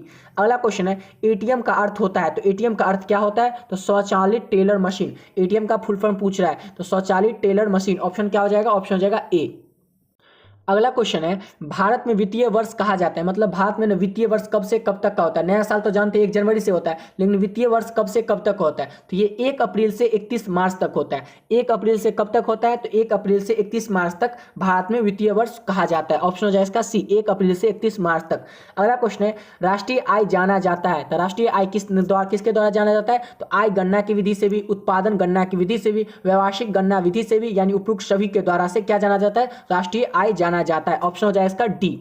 अगला क्वेश्चन क्या है कि भारत में प्रति व्यक्ति गरीबी गुजर रही है। भारत में भारत नहीं, यहाँ पर तो बिहार दिया है। बिहार में ना प्रति व्यक्ति गरीबी गुजर रही है किससे, 41.4% से। देखिए, भारत का ही पूछ सकता है और बिहार का ही पूछ सकता है। अधिकतर को आपको बिहार का ही पूछेगा। तो बिहार में प्रति व्यक्ति गरीबी किससे गुजर रही है, तो 40 कितने प्रतिशत से गुजर रही है, तो जो गरीबी है ये कितने प्रतिशत से गुजर रही है, तो 41.4% से। ऑप्शन हो जाएगा इसका ए। अगला क्वेश्चन क्या है, बिहार के किस जिले में प्रति व्यक्ति आय सबसे कम है। बिहार के जितने भी जिले उसमें से किस जिले में प्रति व्यक्ति आय, हर एक व्यक्ति की जो आय है वो सबसे कम है, तो शिवहर जिले में। ऑप्शन हो जाएगा इसका डी, शिवहर जिले में, बिहार के शिवहर जिले में प्रति व्यक्ति आय सबसे कम है। ऑप्शन हो जाएगा डी। अगला क्वेश्चन है 5 नंबर, इसका निम्नलिखित में से बिहार में किस जिले का प्रति व्यक्ति आय सर्वाधिक है। 4 ऑप्शन दिया हुआ है, इसमें से बताना है बिहार के किस जिला का नाम दिया ना 4, इसमें से बताना है किस जिले में प्रति व्यक्ति आय सर्वाधिक है। सबसे ज्यादा पटना में और सबसे कम शिवहर में, दोनों में से एक जरूर पूछेगा। तो सबसे प्रति व्यक्ति आय सबसे कम कहाँ है, तो शिवहर में। सबसे ज्यादा कहाँ है, तो पटना में। ऑप्शन हो जाएगा इसका तो बी। लेकिन आप लोग याद रखिएगा, कम पूछे तो शिवहर, ज्यादा पूछे तो याद रखिएगा पटना। अगला क्वेश्चन देख लेते हैं। अगला क्वेश्चन है, वास्तविक राष्ट्रीय आय वार्षिक शुद्ध उत्पादन का वह भाग है जिसका उस वर्ष का प्रत्यक्ष रूप से उपभोग किया जाता है। राष्ट्रीय आय का यह परिभाषा किसने दी है। ये परिभाषा जो है ना, ये किसने दी है, तो फिशर ने दिया। किसने, तो फिशर ने। ऑप्शन हो जाएगा बी। अगला क्वेश्चन है, राष्ट्रीय आय का अर्थ है। राष्ट्रीय आय का अर्थ क्या है, उत्पादनों के साधनों की आय से। राष्ट्रीय आय का अर्थ क्या है, तो राष्ट्रीय आय का अर्थ है उत्पादनों के साधन की आय से। ऑप्शन क्या हो जाएगा, ऑप्शन हो जाएगा डी। अगला क्वेश्चन है, बिहार की अर्थव्यवस्था में प्राथमिक क्षेत्र का मुख्य अंग है। बिहार में बिहार के जो अर्थव्यवस्था है ना, बिहार की अर्थव्यवस्था है, इसमें प्राथमिक क्षेत्र का मुख्य अंग कौन सा है, तो कृषि। कृषि क्या है, तो बिहार में प्राथमिक क्षेत्र का मुख्य अंग है। कृषि मतलब क्या होता है, खेती होता है। ऑप्शन हो जाएगा बी। अगला क्वेश्चन है, प्रत्यक्ष कर के अंतर्गत निम्न में से किसे शामिल किया जाता है। प्रत्यक्ष कर के अंतर्गत ना 4 ऑप्शन में से किसे शामिल किया जाता है, तो आय कर को क्या शामिल किया जाता है, तो प्रत्यक्ष कर के रूप में शामिल किया जाता है आय कर को। ऑप्शन हो जाएगा ए। अगला क्वेश्चन क्या है कि बिहार के किस जिले में प्रति व्यक्ति आय सर्वाधिक है। ये तो पढ़े ही थे, फिर से क्वेश्चन आ गया। ये तो पता ही होगा। बिहार के किस जिला में प्रति व्यक्ति आय सबसे ज्यादा है, तो पटना में। सबसे कम है शिवहर में, याद रखेंगे। अगला क्वेश्चन है, योजना काल में भारत की औसत वार्षिक विकास दर रही है। योजना काल में ना भारत की औसत वार्षिक विकास दर कितनी रही है, तो 4.2%। ऑप्शन क्या हो जाएगा, ऑप्शन हो जाएगा इसका बी।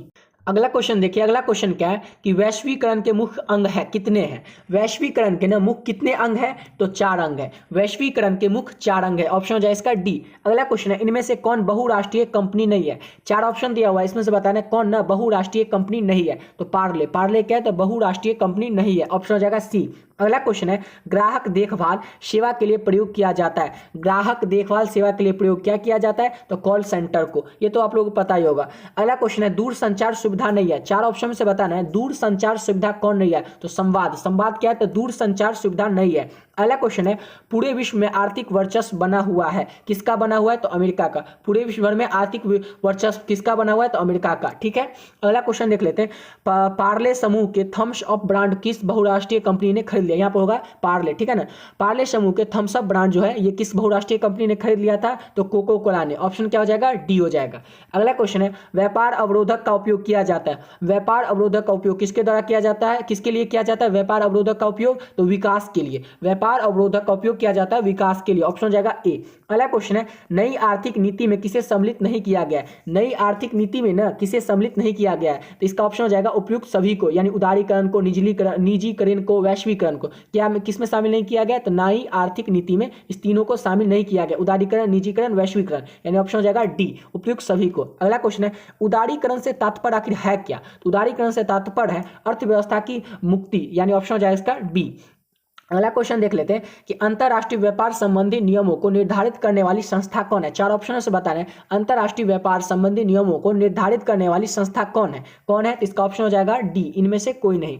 अगला क्वेश्चन है, निम्नलिखित में से कौन व्यापार अवरोधक है? व्यापार अवरोधक चार ऑप्शनों से बताना है कौन है? तो इसका ऑप्शन हो जाएगा दोनों, यानी आयात कर और निर्यात कर, दोनों क्या है? तो व्यापार अवरोधक है। वह पूछेगा क्वेश्चन कि व्यापार अवरोधक कौन है? तो आयात कर भी व्यापार अवरोधक है और निर्यात कर भी क्या है? तो व्यापार अवरोधक है, यानी ऑप्शन हो जाएगा सी, दोनों क्या है?